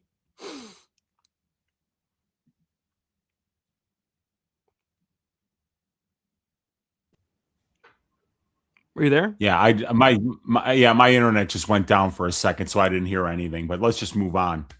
Yeah, I was saying we're scamming ourselves because we're showing up for free every week for 3 hours. Oh gosh! All right. Bruno has been training at the Fighting Nerds. There we go. We'll take it. Yeah, Brady Diyar is the guy that has really bad OCD and cost. Yeah, that's him, man. That's him. Something in the water there in Kazakhstan because the other guy had the same thing. What was his name?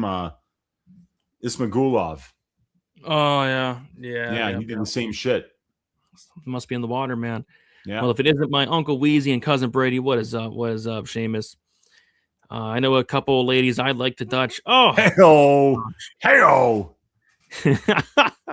Herzog has to warn Diyar in the back. Listen, man, keep it. You got to close your fist, man. Got to close your fist. We have Mr. Sando helping sponsor the show with a $20 dono. Appreciate you, Mr. Sando, with the beer emoji there. Big ups. Mr. Sando's been around for a while. Big ups to you. And big ups to Kimberly with the $19.99. Appreciate you saying love the show. Hit the like. Agreed. Smash the like button. Got a lot of donos tonight. 12 donos. You guys have been helping out a lot, man. Helping out. It really helps. It truly, truly helps. I'd put some ranch in her hidden valley. What? Hey-o! What does that even mean? What does that even mean? We got Terry saying caught it live up 6 units. There you go. Heck yeah. Shout out Terry. 6 units is a good night, especially on last night's card. Do you think Thainara and Elvira both blocked? Nothing is a lock in MMA. The last time I called something a lock was Andre Lima when he took on that bum Kevin Borjas and Lima lost. Like, you can never call anything a lock ever. Just never. You just can't. And quite frankly, I won't be parlaying either of those guys or that guy and lady. I'm not gonna be parlaying either of them. The winner of the fight is definitely getting that bum Tuchilov. Great chance for a 2-fight winning streak for these guys. That'd be good. That'd be good. All right, let's move on to the next fight, and it is going to be. Oh God, man, we don't get paid enough for this, man. Henrique Lopes, aka Henrique Sousa, aka Henrique da Silva, aka Henrique Montana, taking on Louie Sutherland. We have Lopes, da Silva, Henrique. Montana is 31 years old, 6'3". Louie Sutherland, 32 years old, 6'3" with a 73-inch reach. We got Montana, Lopes, da Souza, da Silva. He is 4-1 in his last 5 fights, and Louie Sutherland is 3-2 in his last 5 fights, with a loss to Walter Walker by heel hook, knockout loss to Bruno Pericic, and a decision win against Tai Tuivasa. Nobody does that. Yeah, this is about as bad as it gets. I mean, if you bet on this fight, you need to go to prison. You need to go to prison if you put money on this fight. Yeah, I watched all the tape on Lopes, da Silva, Souza, Montana. I wasn't impressed in the slightest. Like, yeah, he's taking down bums and subbing them, but I mean, who cares? And then the one fight he lost, I saw that fight. It was awful. He did nothing for 15 minutes. He was content to lay on his back and lose minutes. He was content to lose minutes on the feet. Like, I don't know what the hell they see in this guy. And he's so bad that Louie Sutherland's actually a favorite in the UFC. That's how bad this guy is. Yeah, I mean, this is borderline 1-800 gambler. I actually lean Sutherland, but you just don't lay chalk on a guy like Sutherland. So this is about as gross as it gets. Money is coming in on Lopes, Luis, da Silva, Montana. He's now plus 135. I don't know, man. I mean, if God help anybody that's betting this fight. I mean, God help anybody that's betting on this guy that has no business being here. How do these guys get signed to the roster? I don't Who get signed him? And why does he still have a job? Seriously, like what could you have? I mean, like, they've got to be taking bribes. It's the only thing that makes any sense as to how somebody like this, like my tape index, has one fucking fight for this guy. One fight. It's the Richard Jacoby fight, and literally, if you're a UFC matchmaker and you watched this guy fight Richard Jacoby and lose a 3-round decision and do nothing for 15 minutes. The only response from your mouth talking to this guy's manager would be like, you better never bring a tape like this to me ever fucking again. I am never taking your calls. Go fuck yourself. I mean, like, this is such a joke. What is this guy doing here? Who signed him? And why do they even have a job? Literally, like, what is going on here? This guy doesn't even... I don't even know if he has a name. His name changes every single fight. I don't really get it. So at least Sutherland has 3 UFC fights. At least he was fighting in Levels Fight League in Europe, where they actually have a heavyweight division with more than 4 guys on the roster. So I don't know, man. Like, I hope Sutherland just beats 9 shades of shit out of this guy. And frankly, like, this might be a place where Sutherland should honestly be minus 500, because there's no way this guy with 14 names and 14 different identities is a real fighter. He's not a real fighter. These organizations, what are these organizations that he's even fighting in? And who is he fighting against? Let's look at some of the names here.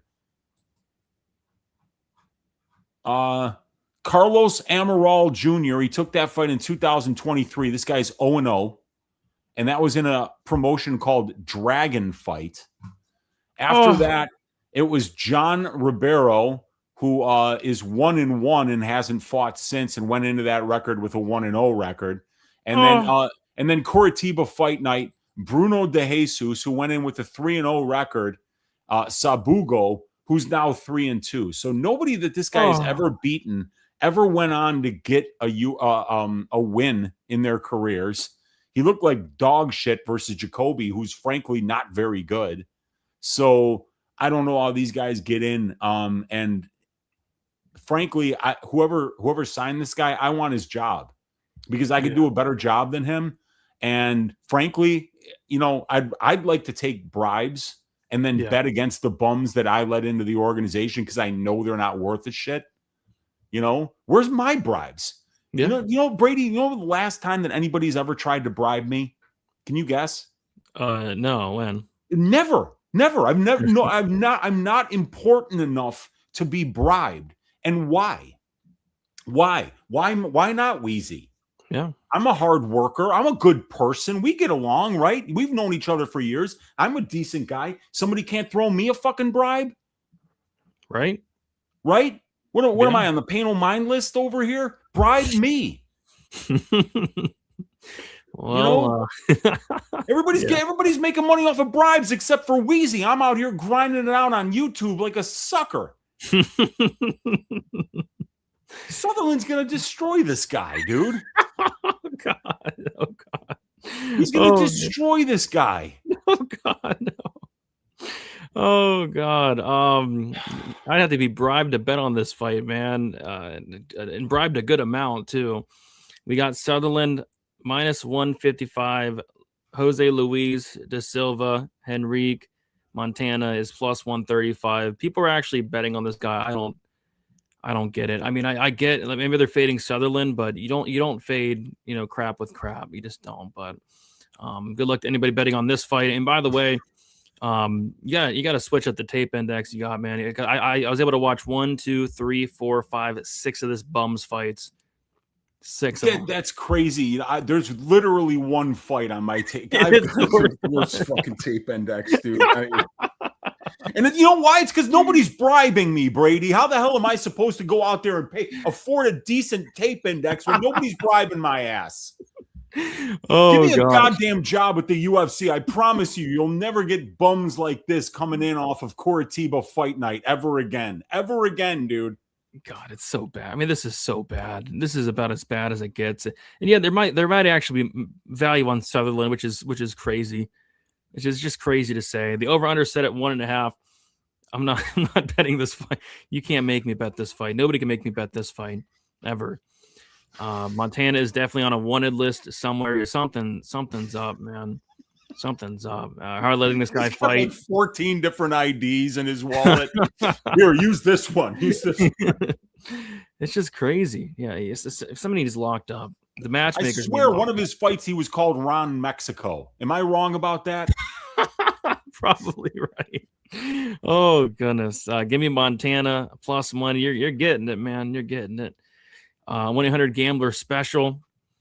Yeah, for me it's 1-800-GAMBLER. Don't hate the player, hate the game. Yeah, that's true. It's true. Jose da Silva Lopes beat Johnny Walker in 2016. Nope, that didn't. And you know why people think that though? It's because there's another dude named Henrique da Silva Lopes that this guy is imitating because he's trying to get away from federal charges in Brazil for God knows what, Brady. God knows what. That could be it. Like people don't even know how to research this guy because what the hell do you look up? Yeah, right. What do you look up? Unless you've got a better tape index than your Uncle Wheezy, you don't even know if this guy has fights. Right? Sutherland lock? No, come on.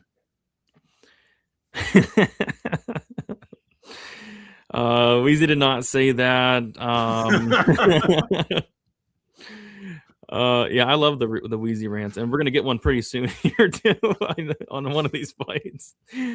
Oh, I was never bribed, but I wouldn't take it anyway. Yeah, you got to be respectable, like Andre Fiala. A guy like Andre Fiala would not take a bribe, Yeah, no, I would. He would not. He would not. He's got more integrity than that. I lack integrity though, so I will take bribes.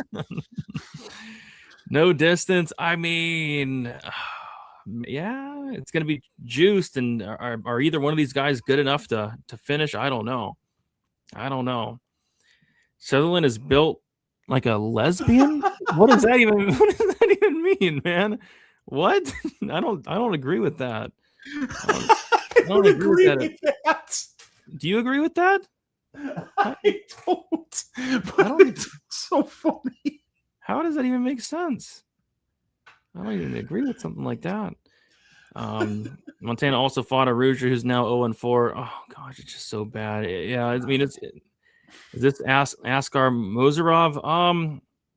Dude, even Mozarov had much tougher fights on the regional scene. The issue was with Mozarov was that he was saying that he had won fights that he was never in, and he was saying that fights that he lost was somebody else. That wasn't me. That was funny, some other Askar Mozarov, you know. That's hilarious. All right, let's just move on. Let's just move on to the next fight. It's going to be Steven Asplund going against Guilherme Pat. We got Asplund, 28 years old, 6'5" with a 78-inch reach. We got Guilherme Pat, 32 years old, 6'5" with an 80.5-inch reach. We got Asplund, 4 years younger, same height. It's going to be Pat with a 2.5-inch reach advantage. Asplund 4-1 in his last 5 fights. Had a knockout win on the Contender Series against Anthony Garasio in round number 1. He knocked out Sean Sheriff in round number 2, and then he lost a decision to Vitor Petrino his last fight out. As far as Guilherme Pat, 4-1 in his last 5 fights.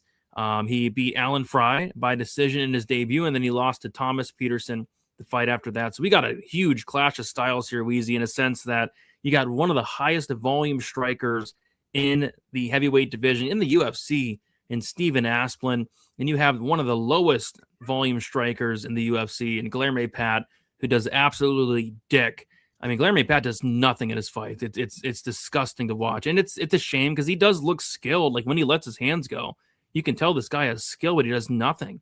He just stands there and barely throws anything. Like this guy got out-volumed and outstruck by Thomas Peterson and hurt and dropped and borderline knocked out. Like that fight probably could have been stopped. Like Guilherme Pat, he's no grappling threat. He gasses out even whilst doing nothing.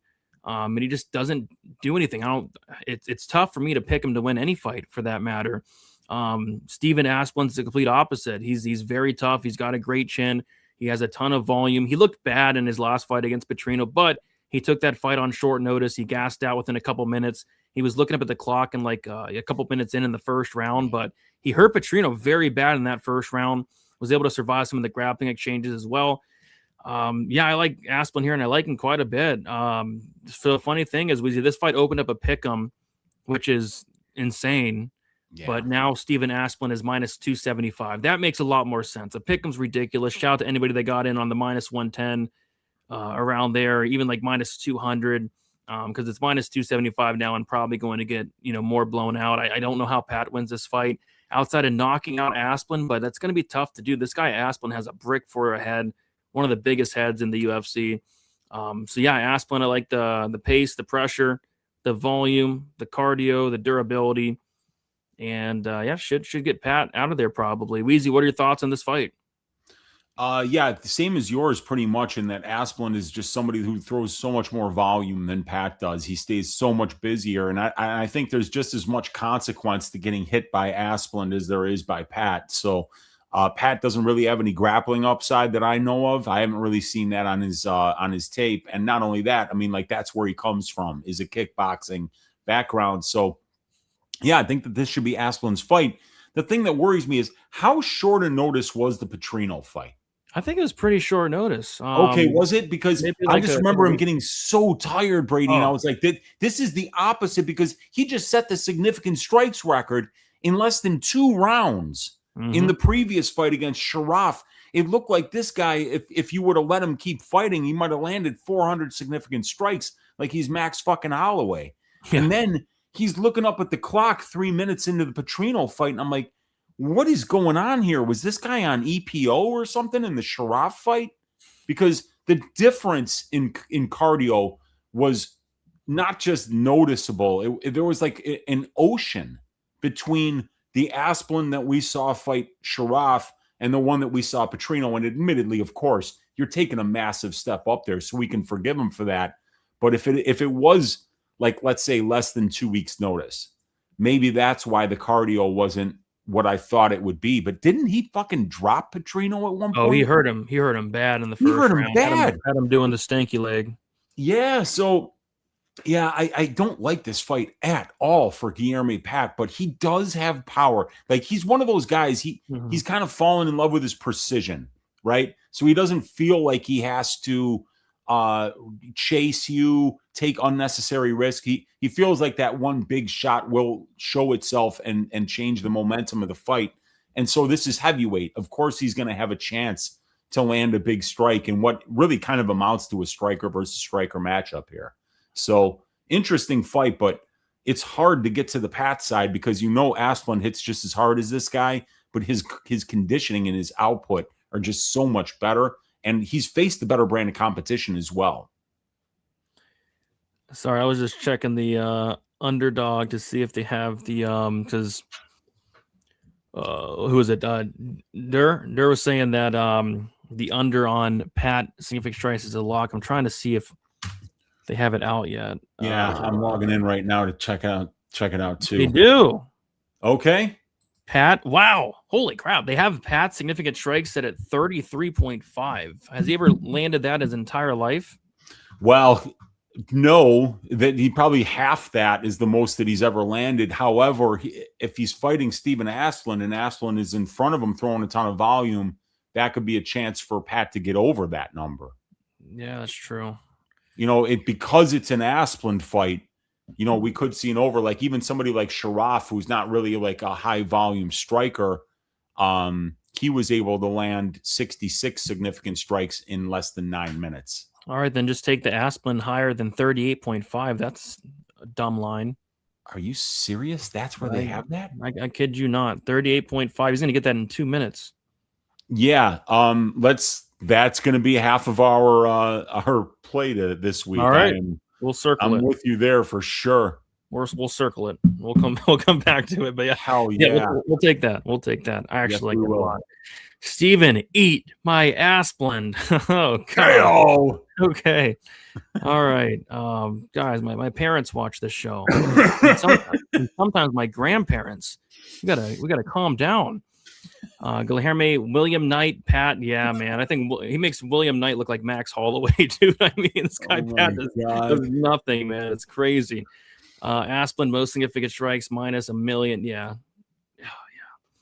Question: Braden and Weezy, do either of you happen to have the IRL video footage of Asplund sucking Dana's toes in the apex? No, I don't have that. But he did say that. Why would we ever have that? No. What kind of a question is that, Dixon? Why would we have that? Yeah, I don't. Even if it was available, why would we have that? There'd be something seriously wrong with both of us if we had that. I could see like Marcel dude tagging us. Yeah. But he stopped doing that. He stopped tagging us in the Andrade pictures, thankfully. Asplund lost to Denzel Freeman. He did. It was a horrible look, but it was due to the grappling. Pat doesn't grapple, Yeah. Asplund's volume and cardio is going to take him places. Plus, he's got that dog in him. He does. Even though he was gassed out in the Petrino fight, he still fought through it for 15 minutes. It's not like he was done, And Petrino's a tough opponent. Oh, gosh, yeah. Asplund's volume looked good because he was fighting a punching bag like Sharaf. Makes sense. Fell in love with his titties. Oh, okay. I'm here, bro. Sorry I'm late. I was doing stuff in the rain because I'm a real man. There you go. We'll watch later. Appreciate that, Freedom Guy. Good to have you in here. Anyone seen Dr. Peener lately? His services are needed badly. Oh boy. Yeah, he'll pop in. Don't worry about it. Even when he's in the ER, he stops in to say what's up. True professional. Asplund mooning Petrino was funny. What wasn't funny, I had the sub prop for Vitor Petrino at like plus 600. This guy Asplund got tapped out by Denzel Freeman. Yeah, and then Petrino gets to the back, has a choke just about locked in, and somehow Petrino, who's a black belt, didn't submit him. And that's one of those where you get demoted, man. If you got to get demoted after that, having the back of Stephen Asplund and not subbing him, Petrino needs demoted down to brown belt. We gotta normalize that, Weezy. If you make a mistake and they're that bad, you get demoted. We can start even officially doing it on Stat Diggers as part of it. The who needs help. We're gonna also start to demote people from white belt to transparent belt. Yep. We might even not allow them to wear a belt with their gi. You're just gonna have to have it open.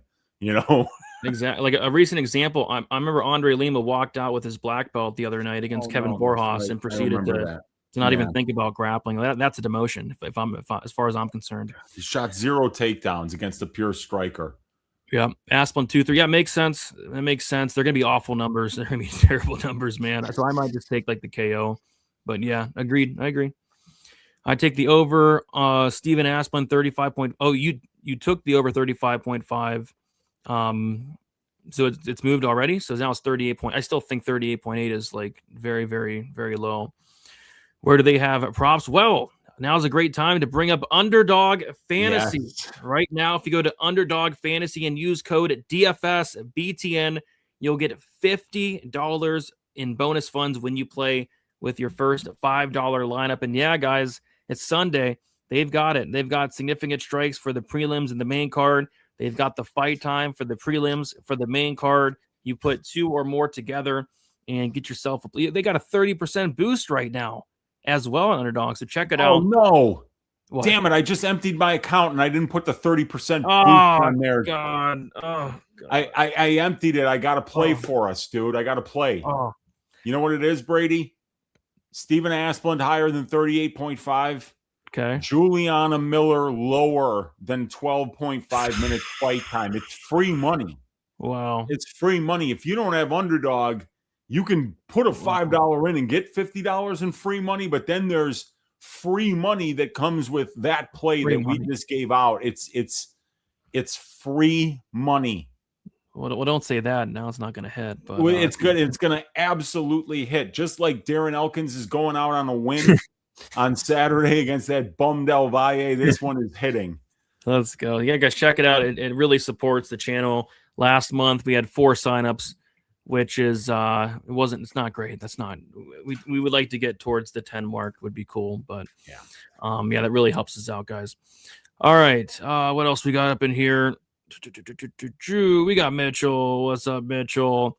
If you can't KO Peterson, you can't KO Asplund. Yeah, I mean that was if anything. I mean Peterson almost KO'd Pat. It was crazy. It's crazy. Open-toed shoes only at the Apex. Yes, only open-toed shoes. 1000%. What's up, Pepe? How many units did your parents make yesterday? They don't. Well, my dad bets sometimes, but they don't really bet. They just enjoy the show. They enjoy the banter, you know. Wheezy definitely got that footage. Oh gosh, I do not have that footage, and yeah, footage would be the word, right? You know, it would be. Guilherme Pat has a IG hype video of him just grocery shopping. Sweet. Let me look this up. That sounds like a compelling video, actually, because that sounds like a perfect Guilherme Pat hype video, and it'll have like smooth jazz in the background, and he'll be walking down the vegetable aisle at the grocery store, because that's about how exciting his UFC fights have been. Wait a second. You know, he might as well just walk out to Kenny G and then just go out there and like do a waltz around the cage. Holy crap, man. He has a hype video of him shopping. He's not. I got to play this for you guys, and I'm going to add some music too. We haven't had a hype video in a minute on Stat Digger, so sit back, relax. And it's been so long, and they've changed up some of the settings, so I got to try to find some music here. All right, so we're going to do this. We're going to share this screen. There it is. Okay. And we're going to get the music going. Let's see here. Not that. Where? No. It's been so long. What is this? That's a good, you know. Yeah. I wish it was like faster. Okay, this is kind of cool. It's like a shopping mood. Yeah, for sure. Okay, let's do that. Here we go. All right, here we go. All right. Hype video. Get hype, bitch. Try mice. Stand up.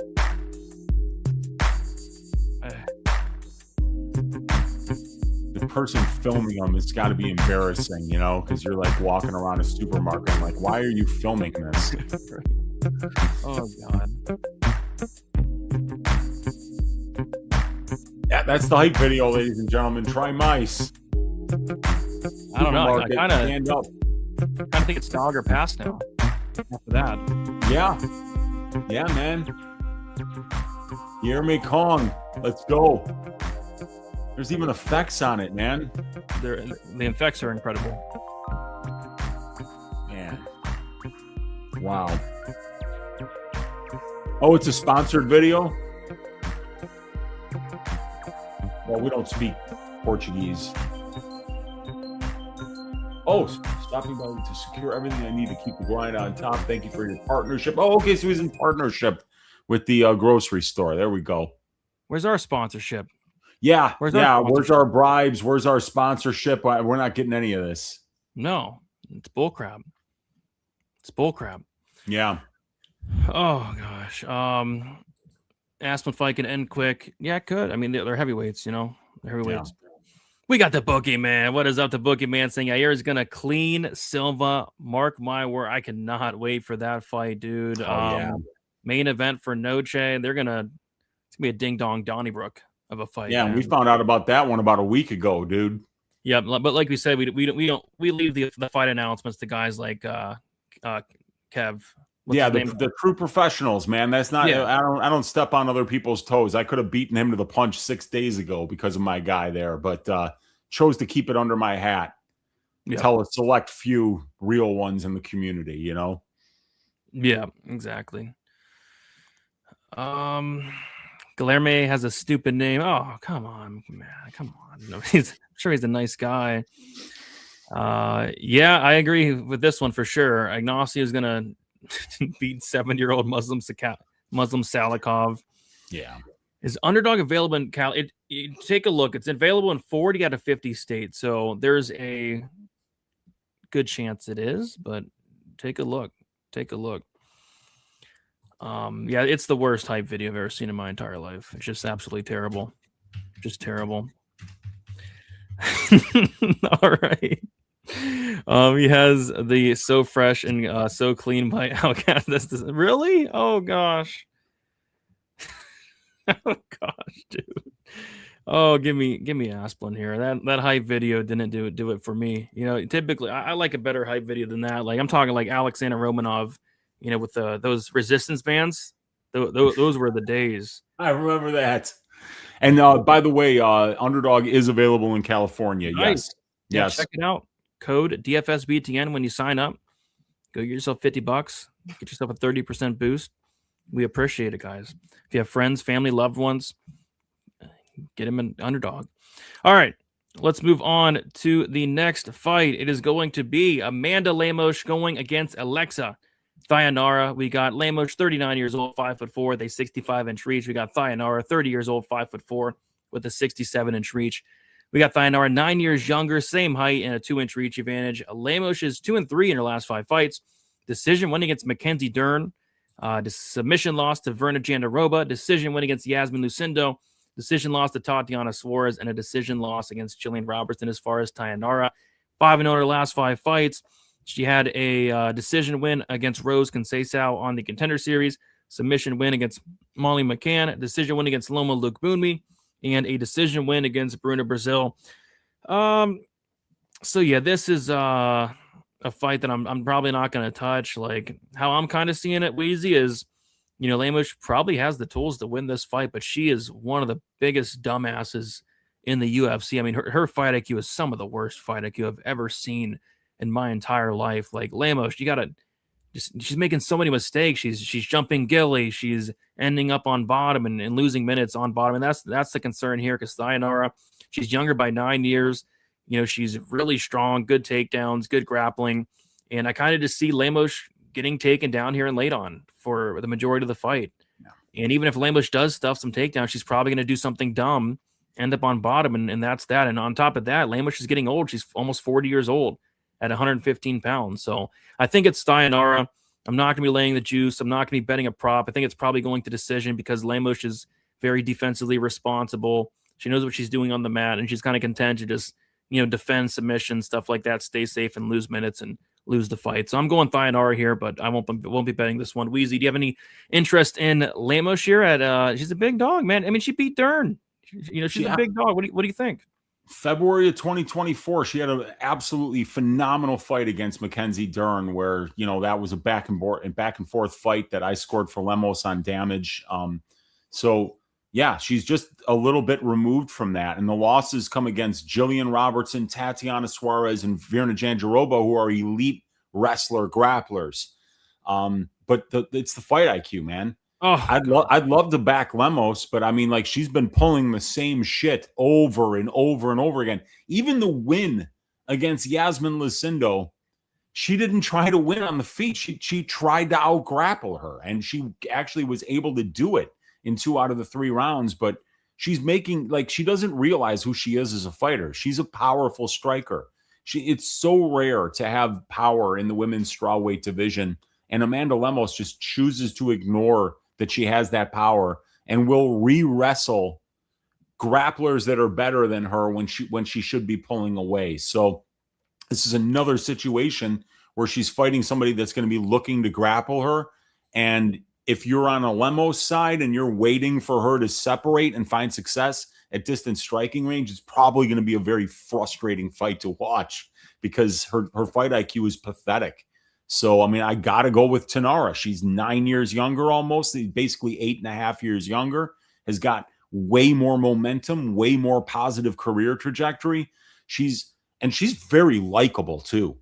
I like Thainara, like she's got a big smile in there. She looks like she's enjoying fighting. She's dancing.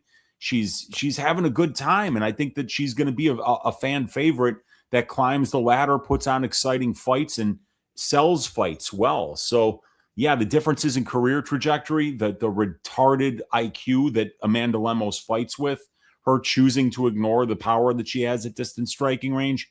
There's few things more frustrating than a fighter like Lemos who only spends 42% of her octagon time at distance striking range, where she's by far way more dangerous than she is in the grappling exchanges.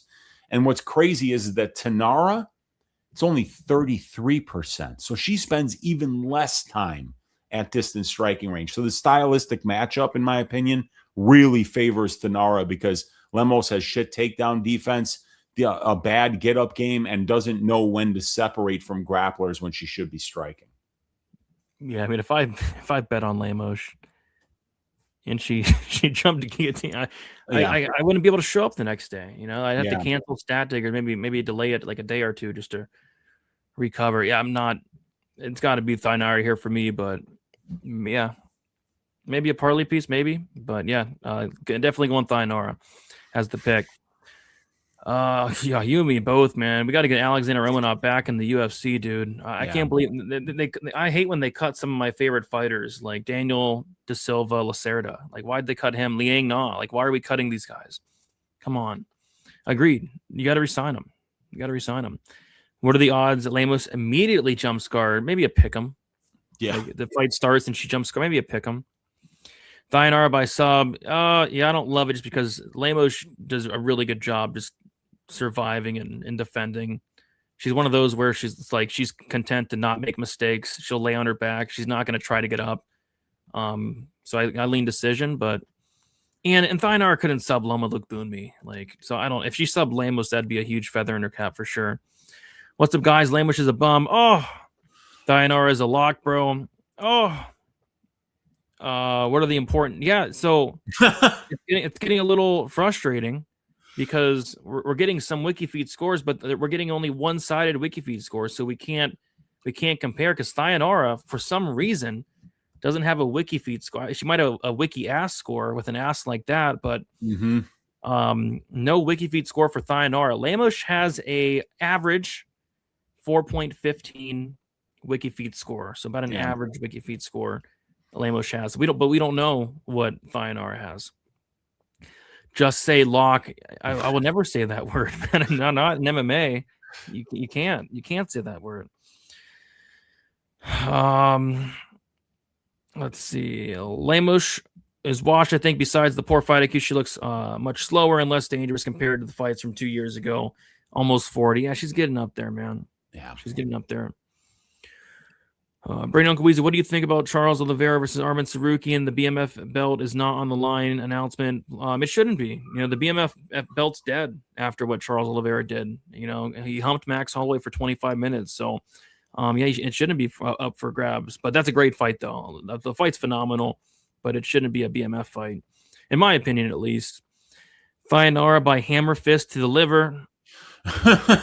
Lemos under 32.5 on underdog. That's not bad.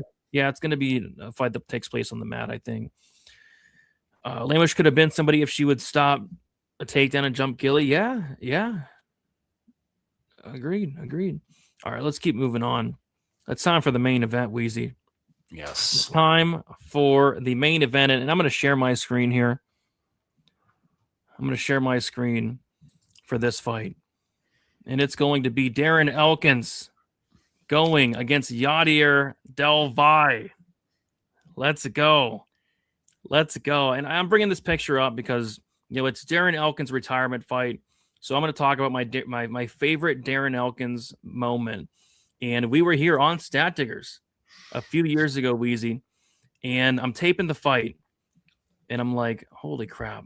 I really like Elkins here against TJ Brown, man. I really like Elkins. And then I check Elkins' Instagram, and the first picture I see is Elkins in this wheelchair, and he says, well, I tore my meniscus, I tore my MCL when I got the first takedown, and I fractured my fibula. Like, that's your fibula? Yeah. In the fight, but still had a great vacation in the Turks with his family. That's the first thing I said. And then I came on there the next day on Stat Diggers, and I said, you know what? I'm betting this guy still. I'm betting on Darren Elkins. I don't care if he's in a wheelchair. I don't care if he's rolling out to the cage in the TJ Brown fight. I think he's going to beat TJ Brown, and I think he's going to beat him late. And I cashed. It was like a plus 1,600 round 3 prop on Darren Elkins, and it was one of the best moments of my entire life. This guy in a wheelchair made me a ton of money that night. So big ups to Darren Elkins. But, all good things come to an end. And this guy, they call him damage for a reason. This guy has taken just so much damage, man. He's taken so much damage. Like, I was live in the arena for the Rosa fight, and it looked really bad. Like, I had a bet on Rosa, and it was one of the bets where I was like, it hit, but at what cost? Like, I felt really bad. And I watched it back the other night, and it was much worse than I thought. Like, Rosa was just kind of, doing like a range finding, pumping the jab, find your range. And those were stunning Elkins, just wobbling and making him doing the chicken dance, just range finding jabs. I mean, and at one point, Rosa threw a feint, and I swear Darren Elkins got dropped by a feint. I had to rewind it, and I think he got dropped by a feint, Wheezy. I mean, it was such a horrible look. So I think Elkins is completely done. I think he's an absolute corpse. And, now he's coming in here as a massive dog around plus 500. Yeah. So, Wheezy, why should we take a shot on Darren, the damage Elkins? One last ride. You liking the guy in the wheelchair this week? What do you think? God, man.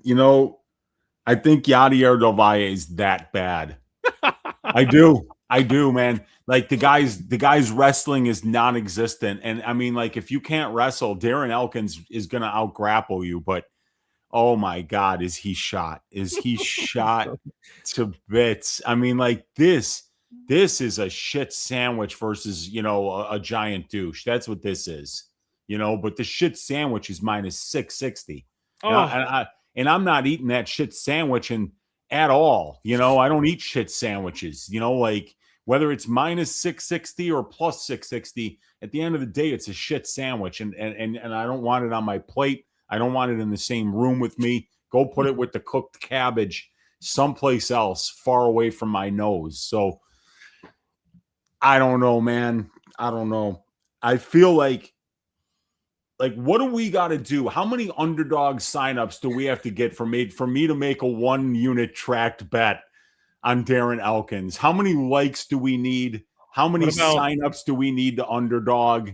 Maybe Home of Fight will send us 2 more cards to open today if I put a 1 unit bet. You got to hit up home a fight. That's a good deal.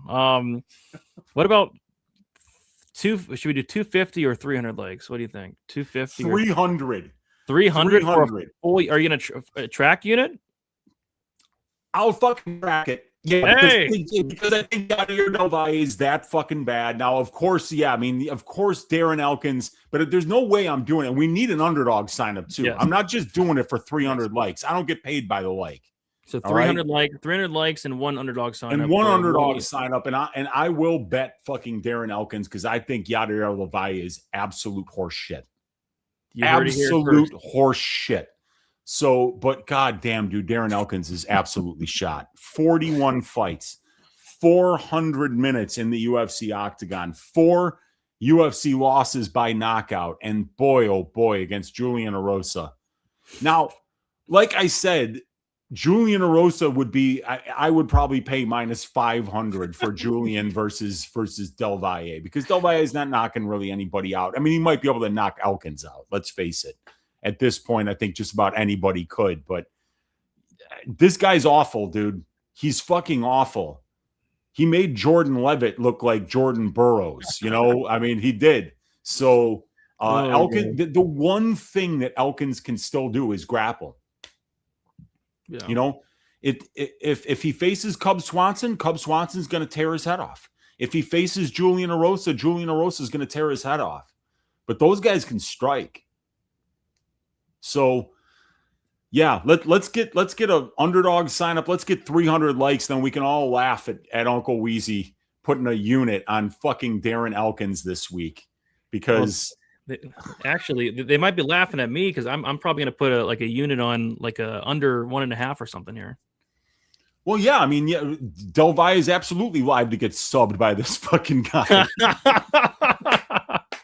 Yeah, so I might get laughed because I might bet like an under 1.5 or like a fight won't start round 2 or something like that, because I just think Elkins isn't that done. But I got to be clear though. I got to be real clear.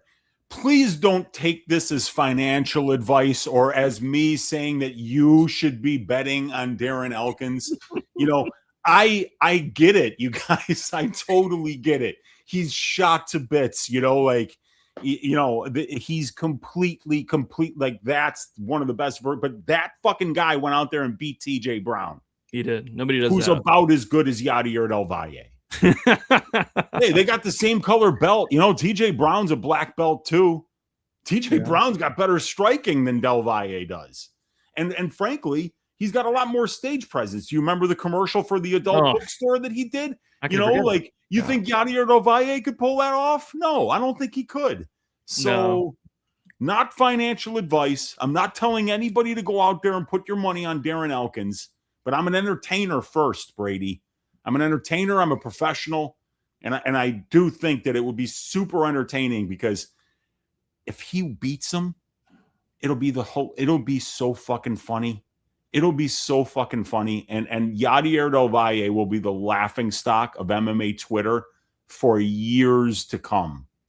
And I'll be laughing about it because I saw it coming the whole time. Like, this guy should not be minus 660 in LFA. Dang. He shouldn't be minus 660 in Curitiba fight night against whoever Jose Montana's last opponent was. Oh my gosh, dude. Oh goodness. Yeah, the one thing I am worried about is Del Valle jumping Gilly. I think that'd be a really dumb thing to do. So I actually messaged him on Instagram and I said, just don't jump the Gilly, dude. The bookie man bets is saying, what if Del Valle was to train with Mike Valle? Would that change your mind, Wheezy? Well, he would get some much needed wrestling help that he really does need. He needs help with his wrestling. His wrestling's awful. Yeah, that was such a bad look in the Levitt fight. Yeah. So you guys heard it here first. 1 underdog fantasy sign up. Simple. And then 300 likes, which means you guys are going to start having to hit this like button. We have about Still got a long. We're at 128 likes, Weezy. So you might be safe unless they really. Yeah, we had to set the bar high because I know these pricks will run one right up my ass if we let them, Brady, because they sure as hell jumped at the opportunity to get me to bet on fucking Medina. Exactly. So they got some work to do. So we'll see. We still got about another hour. No, actually, not like maybe 30 to 45 minutes left. So you guys got to get going. Del Valle KO round 1 is a lock. Yeah, that's probably what I'm going to be looking at. Something along the lines of that. Elkins is a lock to bleed. He sure is. Didn't Elkins get knocked out by his opponent's presence? Maybe, man. We got Daniel with a $2 dono. Will you please sing In the Arms of the Angels for damage? Maybe I'll do that on the Fight Companion. I think I might do that on the Fight Companion.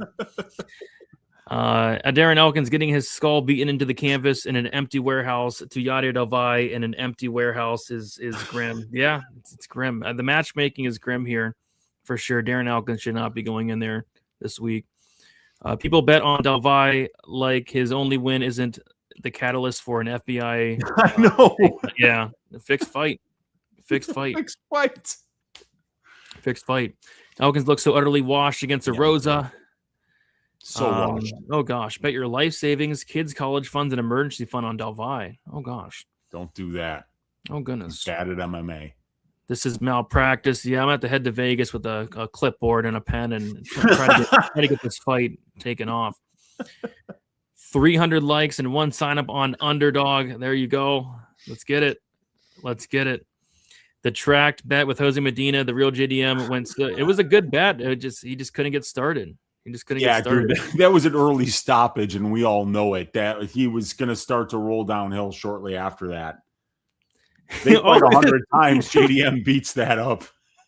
All right, look at this. He'll sign up on Underdog for you to not track that dog crap bet. I'll take that.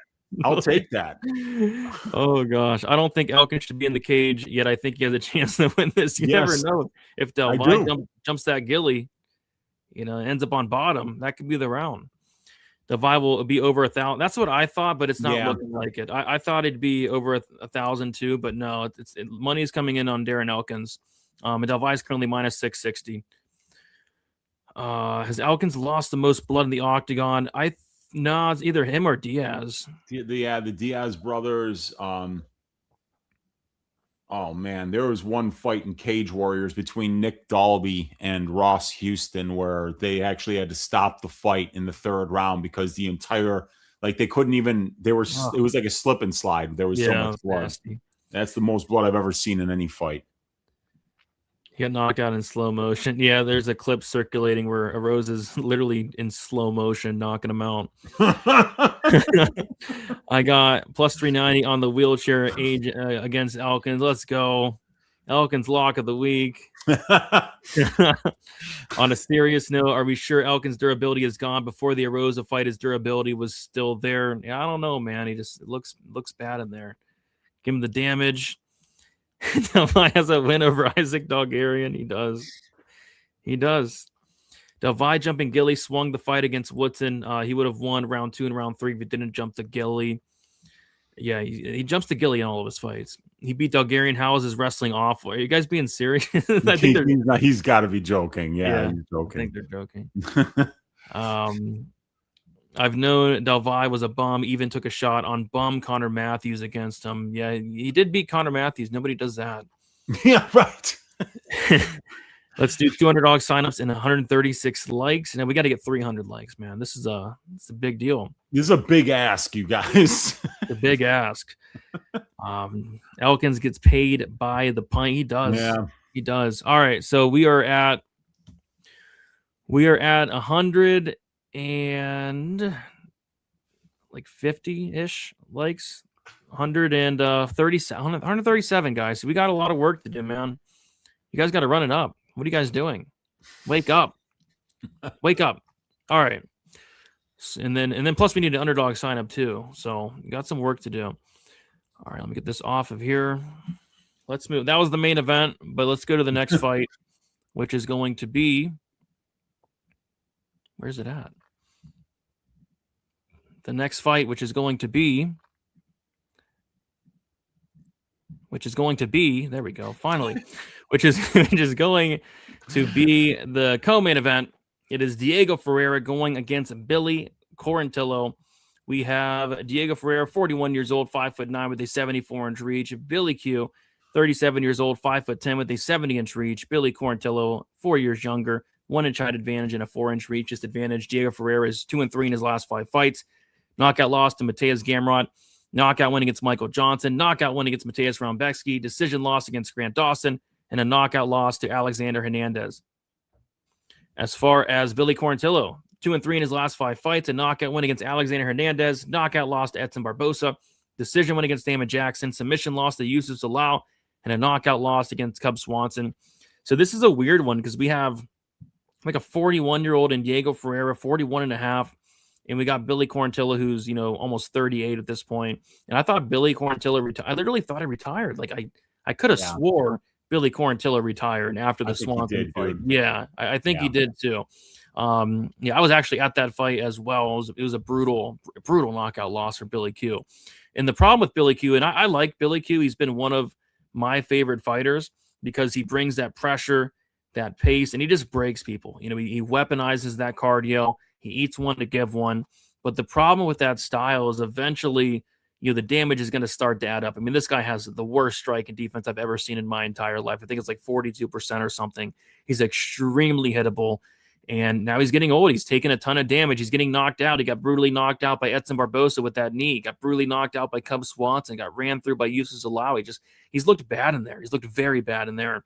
And I'd argue like he looks the more washed out of the two, even though both these guys are like washed. So yeah, I'm really worried about Billy Quarantillo, almost 2 years off. And you don't like to see that. You just don't like to see that, when guys are in their, mid to late 30s. It's not a good sign. So I think we could see an even more regressed version of Billy Quarantillo, which is scary because I think he's already as regressed as it can get. So yeah, I kind of lean with the 41-year-old in Ferreira, and I don't pick 40-year-olds that often. But Billy's so hittable, and Ferreira still has power. Power is the last thing to go, and Billy just doesn't seem like he can take a shot anymore. He's coming up a weight class here as well. Ferreira is going to be one of the hardest hitters he's fought. He faced Cub Swanson, who's a hard hitter, got knocked out. Faced Barbosa, who's a hard hitter, got knocked out. Now he's facing Ferreira, who's a hard hitter. I think he gets knocked out here, and if the fight hits the mat, it's probably over shortly after. People forget that Ferreira's like a third-degree black belt. He doesn't use it, but if the fight hits the ground, I think Billy's going to be in trouble.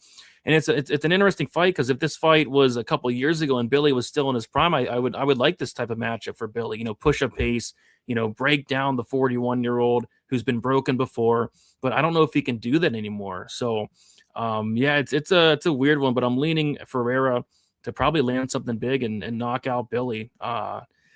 Weezy, what do you think about this co-main event? It should be a fun fight. It's a Billy Quarantillo fight. It's going to be a freaking war. Yeah, it is, but the thing about Quarantillo is that it's over a 1.5 year layoff. And like you said, I'm pretty sure he retired with 1 fight left on his contract and then maybe just said, what, if they're going to pay me, this amount of money, whatever it is to show up and fight, I'll do it. And Ferreira, though, fought twice in 2025. He fought once in the middle of 2024. He fought in 2023. So like he's been the more recently active fighter. He's the much better grappler.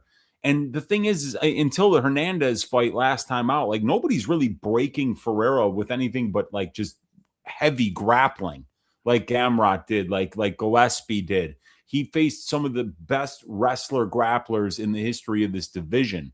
But you're not really breaking this guy with striking, but Hernandez obviously a lot younger. So I think Ferreira should be a big favorite here. I think he's just the guy that's in a better place to show up and fight well right now. He's been more recently active. He's the much better grappler. And I think that part of what makes Billy so special is obviously the pace, but it's the way that he mixes the striking, the clinch, and the grappling. You don't want to grapple against Diego Ferreira, man. He's going to put you in some really bad spots.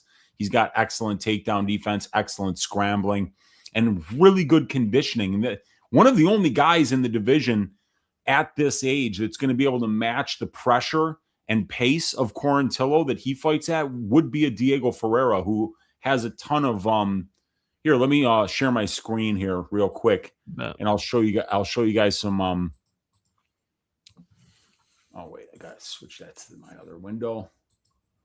So if we look at the distance striking profile here, you can see that Quarantillo has elite output at 22.6 distance strike attempts per minute, and he's landing 10 of them. But the problem is he's got 45% defense, and he's absorbing 9.9 significant strikes per minute. Now, Ferreira has a positive 1.69 distance striking differential, and he throws way more volume than the divisional average as well, just not as much as Quarantillo does. And he's a lot more defensively responsible here at 60% defense compared to a 45% defense for Quarantillo. So I think Ferreira can come close to matching the volume and the output of Quarantillo. I think that his power is probably a little bit better than Billy's right now. And both of these guys are fairly chinny. So I think that the submission upside goes to Ferreira. The activity advantage, the strength of schedule advantage, these things all favor Diego Ferreira, and he's just been the more recently active guy fighting at a slightly higher level. So I like Ferreira to win this fight. I don't see a lot of ways that Quarantillo gets the job done here because he's always been a guy who's won with pace and durability, and I don't think he really is going to have much of either of those on an 18-month layoff, having already retired and probably stopped training for extended stretches. Yeah, and the problem with Billy is he always puts himself into the fire, but I don't know if he can do that anymore at this point. So, yeah, hopefully this is Billy's last fight, or he's going to get really hurt, and he's probably going to get really hurt here too. But you know what I mean? Yeah. Like he's got to stop, dude. You can't fight like that forever. You know, his some of the worst striking defense I've ever seen. So yeah. Like I said, it's not too often I pick a 40-year-old, but I'm going Ferreira here. Ferreira opened up -205, currently -190. Quarantillo currently +165. I'll be curious to see where they put like Ferreira, like KO inside the distance, stuff like that. I think he could sub him. I think he could knock him out, stuff like that. Co-main with a combined age of 80 years old is insane. That is insane, man. But there's a reason it's gonna be a fun fight. You know, whether they're old or not, it's a fun fight. House is a co-main event for UFC card. It's gonna be fun. It should be violent. Somebody's getting piped. I would tend to. Colton G Jr. Hey, it is. What is that picture? Is that like a it's pipe? A dude with a fucking balaclava with a pipe.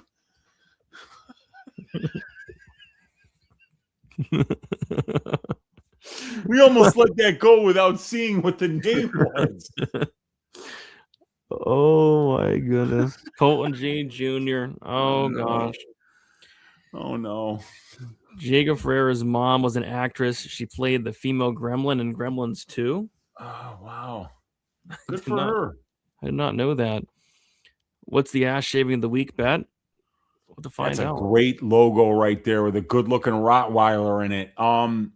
Very nice. I don't know yet, man. I'm going to give that out on Wednesday to my subscribers, and then on Thursday I'll be doing a just the tip with a full card breakdown for the people on YouTube, and that's when I'll have an idea of what it is.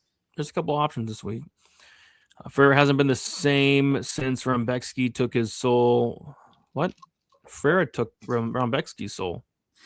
Yeah, but it was still, I think, like it was attritional for both. And then since then, I don't think he's on 2 losses, Dawson and Dawson is not going to fight like Quarantillo, and Hernandez has got a lot more power than Quarantillo does. Yeah. Volume versus power, but Diego's 41. Yeah. Just got a message that Haley Cowan retired after performance on Saturday. The body shot was brutal. Yes, Haley Cowan retired, so we don't get to fade her anymore. Let's see. The co-main event is elite. It's elite. If you're a fan of it, should be violent at least. We got a Hood Wolf in the building. What is up, Hood Wolf? How do you guys have so many burner accounts? It used to be like back in the COVID days, it used to be much worse because people had so much time on their hands during the COVID days. You would see, triple to quadruple the burners you see now. We don't really see a ton of burners nowadays. True. Here and there. Yeah. Ferreira's a lock. Oh God. Oh. I think he wins. Yeah. Calling a 41.5-year-old lightweight a lock. I don't know about that, but yeah, I will be picking him to win the fight. All right. Let's move on to the main event. Before we do so, be sure to smash the like button. We are about 150 likes away from Uncle Weezy taking a shot on the damaged Darren Elkins.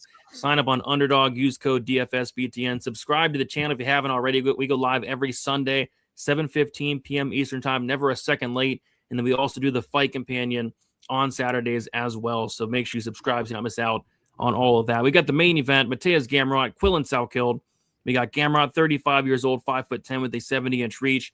Salkilled, 26 years old, 6 foot with a 75-inch reach. We got Salkilled 9 years younger, 2-inch height advantage and a 5-inch reach advantage. Gamrot is 3-2 in his last 5 fights. Decision win against Rafael dos Anjos. Decision loss to Dan Hooker. Decision win against Ludovic Klein. Submission loss to Charles Oliveira. And a submission win against Esteban Ribovics. As far as Salkilled, 5-0 in his last 5 fights. He knocked out Anshul Jubli.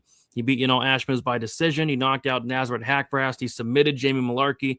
And he knocked out Beneil Dariush his last fight. So it's a big step up in competition for Salkilled. It's a great test for him as well to see where he's at because he's been looking absolutely phenomenal. He knocked out Dariush. Nobody does that. He submitted Jamie Malarkey. Literally, nobody does that. Nobody submits Jamie Malarkey. And he did it. And then he knocked out Hakbrast. Nobody's done that. So Salkilled looks like the goods. But this is going to be a good test because Gamrot's probably come out here, Weezy, and try to hump his leg for 25 minutes. What are your thoughts on this main event? Yeah, this is a great opportunity for him to show that he can wrestle at the UFC level against a guy who's got elite wrestling. And, there's a lot of people that have been able to pass that Mateusz Gamrot test by, limiting the amount of time that he spends on top, whether it was Jalen Turner, even though that was a close fight that Gamrot won. He passed that test, and he did more damage. Probably should have gotten the nod there.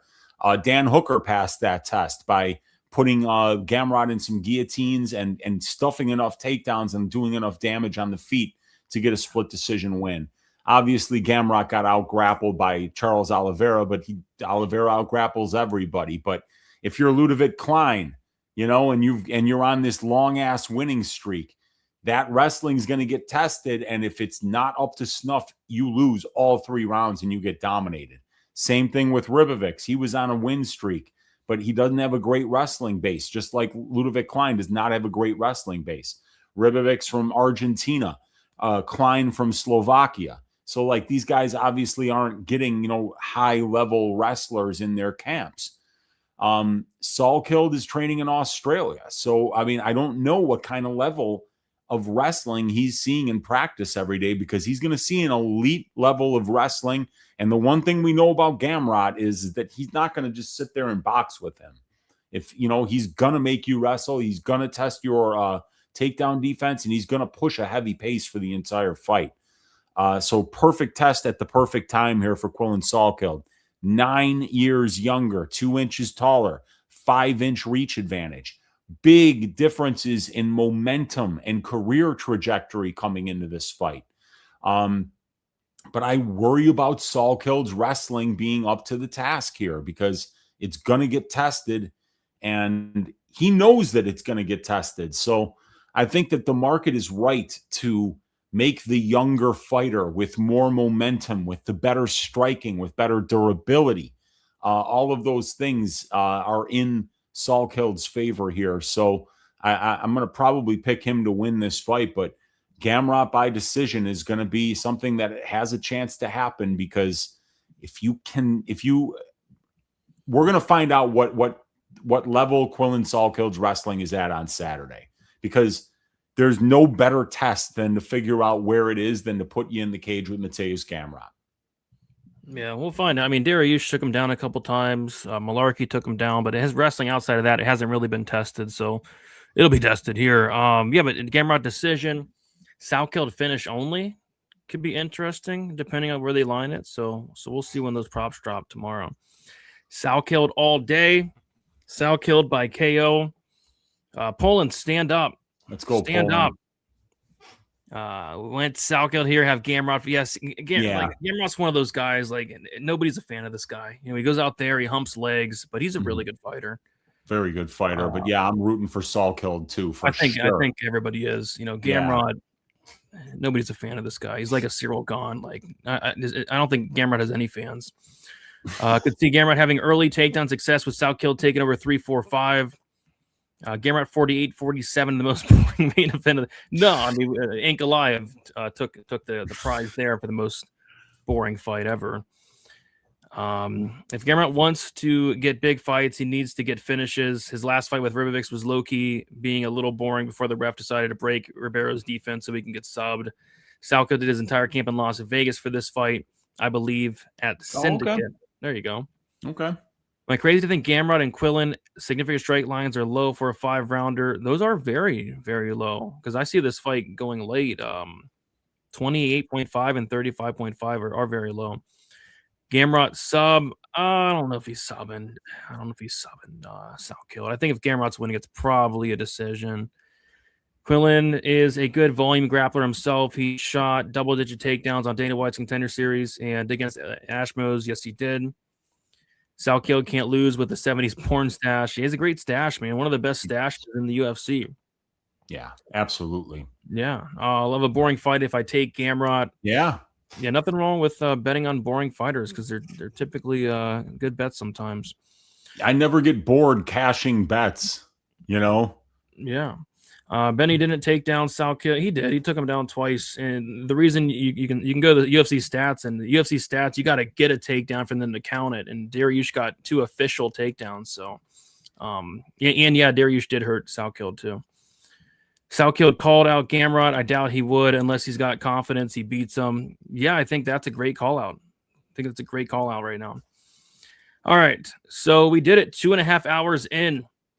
Now it is time for the people's favorite segment of the show. It's going to be the piping of the week, the milking of the week, and then we'll touch on some underdogs. So last week, you guys absolutely killed it with Uros Medic to pipe Daniel Rodriguez onside. That's what we want. That's what we need. We need a piping like that, a 30-second piping, no sweat, knock him out with the first punch. That's what we're talking about with the piping. The milking, Mateusz Rambecki, typically we like to sub there, but it was a milking with strikes. It was a milking via strikes where he just started punching on him, wearing on him until Kerry Hatley said, all right, that's enough. I'm going to stop the fight. The milking came through. The piping came through. Now we're looking to do it again. So we're going to give 2 options each, and then we'll let the chat decide. So if it loses, we'll blame you. And if it wins, we'll take all the credit. That's how it goes on this show. Yes. All right, Weezy. So your first option for the piping, what's it going to be? Good piping this week. I'll start off with Stephen Asplund to pipe Guilherme Pat on site. Stephen Asplund to pipe Guilherme Pat on site. Yeah, I'll go Carlos Diego Ferreira to pipe Billy Quarantillo on site. Okay. I'm going to do something that I don't want to do. No, I don't have to do that because you still got one more choice left. So I'm going to go Ty Miller to pipe Billy Ray Goff on site. All right. And then I'll go, you're not going to like this one. I'll go Yadier. I left it for you. I know you're going Del Valle. Yes. I'll go Yadier Del Valle to pipe Darren the Damage Elkins on site. All right. So we'll let you guys in the chat vote for the piping of the week. Salkeld is a lock. You gotta be kidding me, man. Come on. Gamrot's kind of chinny. Yes, he is. He gets dropped a ton.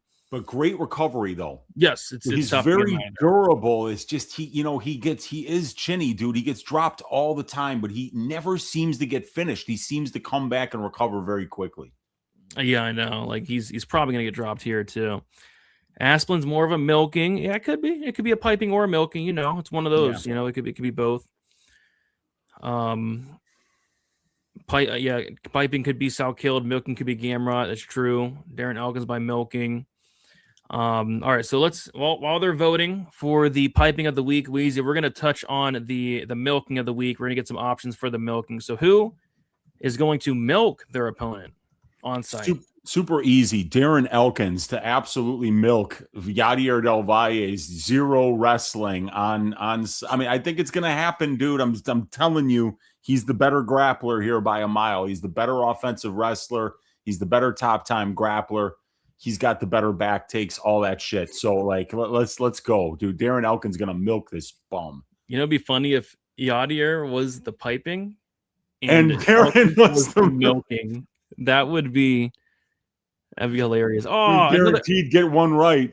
Yeah, another piping option was probably Manoel Sousa, but yeah, it is what it is. All right, so milking.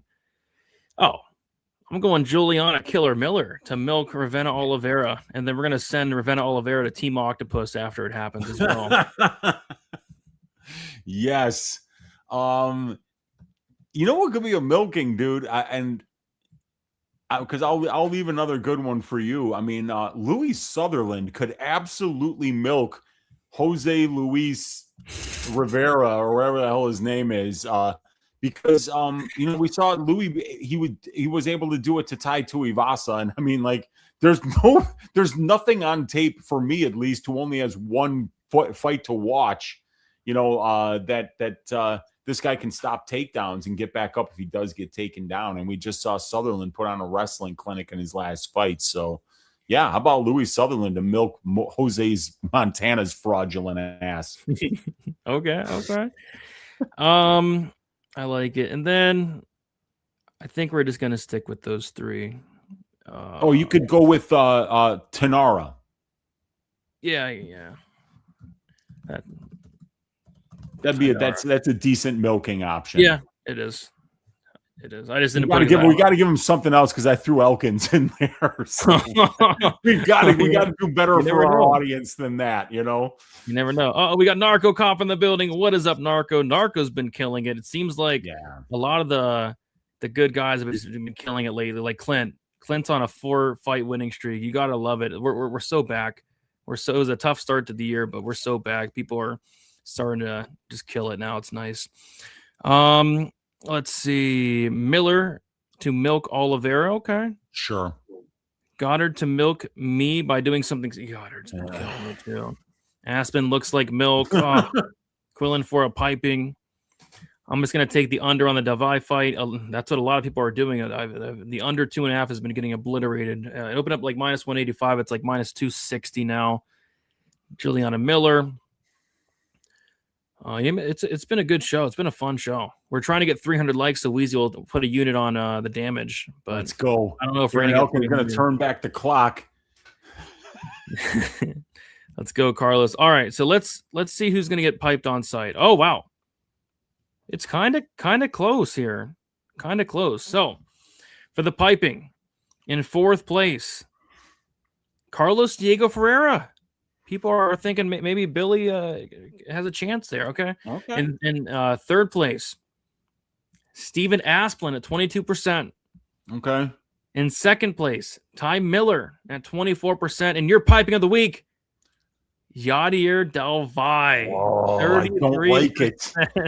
I don't like it, dude. Elkins looks the best he's ever looked. What are you guys talking about? Del Valle to pipe. Darren, damage, Elkins on site. Well, okay. Well, if they get it wrong, we can make fun of them next week. So they're going. The piping of the week is Yadier Del Valle to pipe Darren the damage Elkins on site, and if they get it right, we'll take all the credit. And oh gosh, okay. So the piping of the week is Yadier Del Valle to pipe Darren the damage Elkins on site. Let's go. Let's go. So the milk of the week. Who is going to milk their opponent on site? The options were... so we've got, obviously, Juliana Miller to milk Ravena Oliveira. Yeah, Juliana Miller.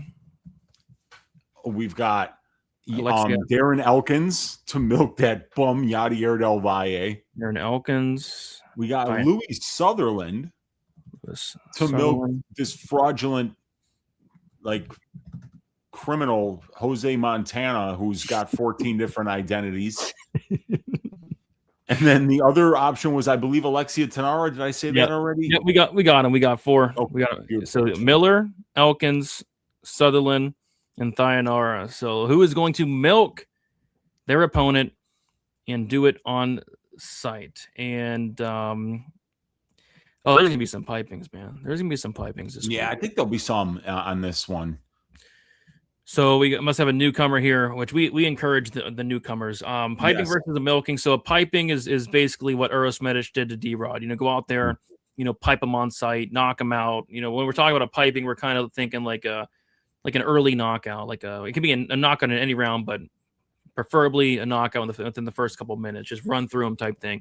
A milking is more of like a slow, break you down, milk you down, drag you down, kind of take the life out of you, take the milk out of you, and then get that submission, get that TKO, something like that. So that's the milking versus the piping. A piping is typically a KO, and the milking is typically a submission, but it could be either or sometimes as well. It all depends.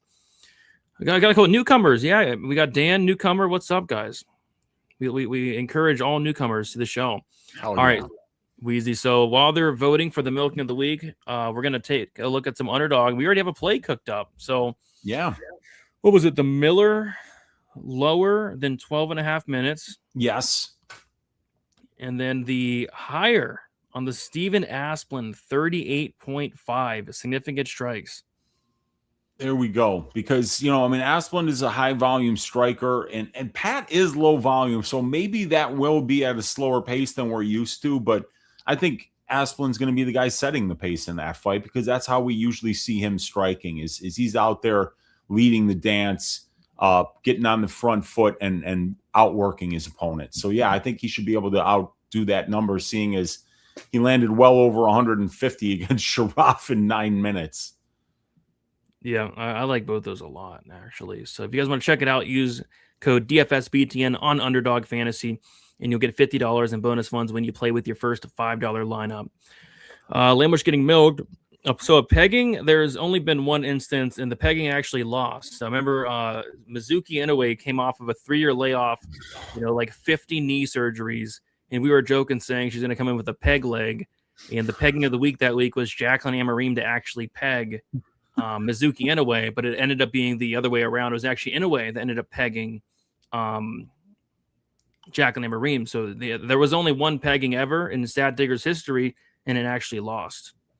I remember that fight was in China, I think, and the middle of the night, and I woke up having units on Jacqueline Amarim. I'm like, there's no way that she's gonna blow this fight. And I woke up, I saw that she lost by decision. I was like, I'm going back to bed.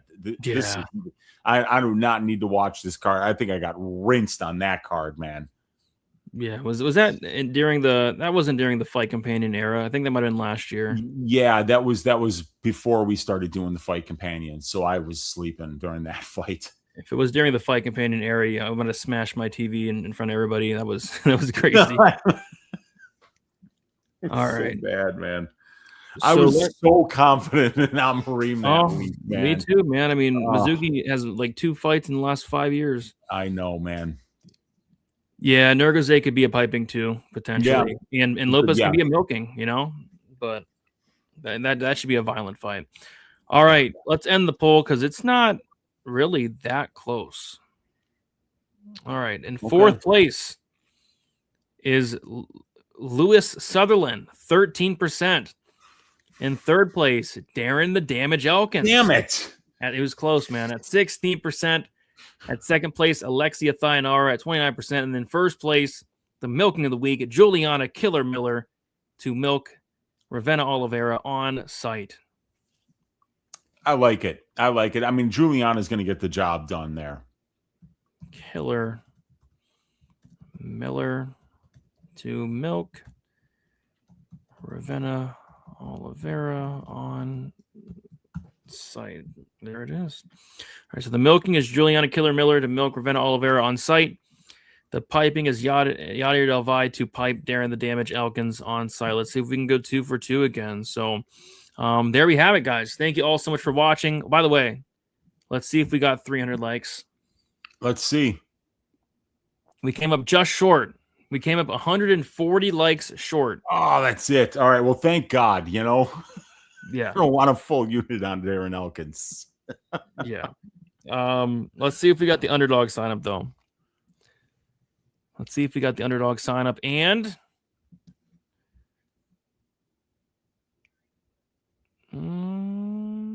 we did not. Oh. Well, we'll keep an eye out through the week. You know, if we get above 300 and then there's an underdog sign up by Wednesday, maybe we'll be able to do something here. Yeah. Maybe I'll throw a half unit on it. I will be in touch, you guys. Keep an eye out for @MMA Wheezy on Twitter. I might be announcing a bet if we get 300 likes and we get an underdog sign up between now and Wednesday. You guys heard us. You check it out. Does nobody have friends or family? What's going on, guys? Jeez. Nobody has friends or family, like a girlfriend or a wife, or help us out. What's going on, guys? Let's go. What are you guys doing?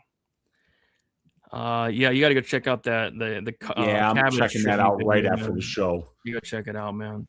Appreciate that, Don. All right, guys. I'm gonna kick it over to Wheezy. Wheezy, let the people know where they can find you and what you got going on throughout the week. Yeah, I'm going to probably do a main event breakdown maybe tomorrow night on YouTube for free. And you can find me on X @MMA Wheezy. You can find me on both Rumble and YouTube, Uncle Wheezy. And you can find my $25 a month probability stats and content package on oddshopper.com.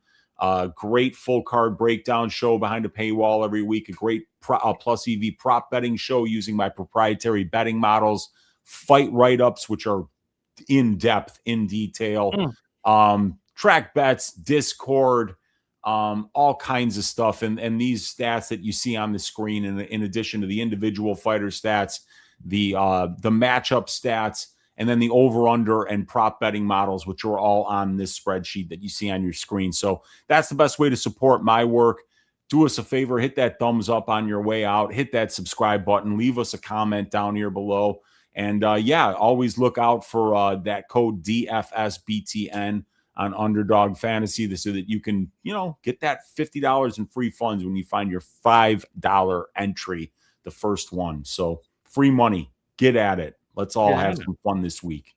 Get at it, man. Get at it. It's a card that we got a card this week, guys. We got a card, and it should be a fun card. It should be a fun card. So yeah, smash like on your way out, subscribe.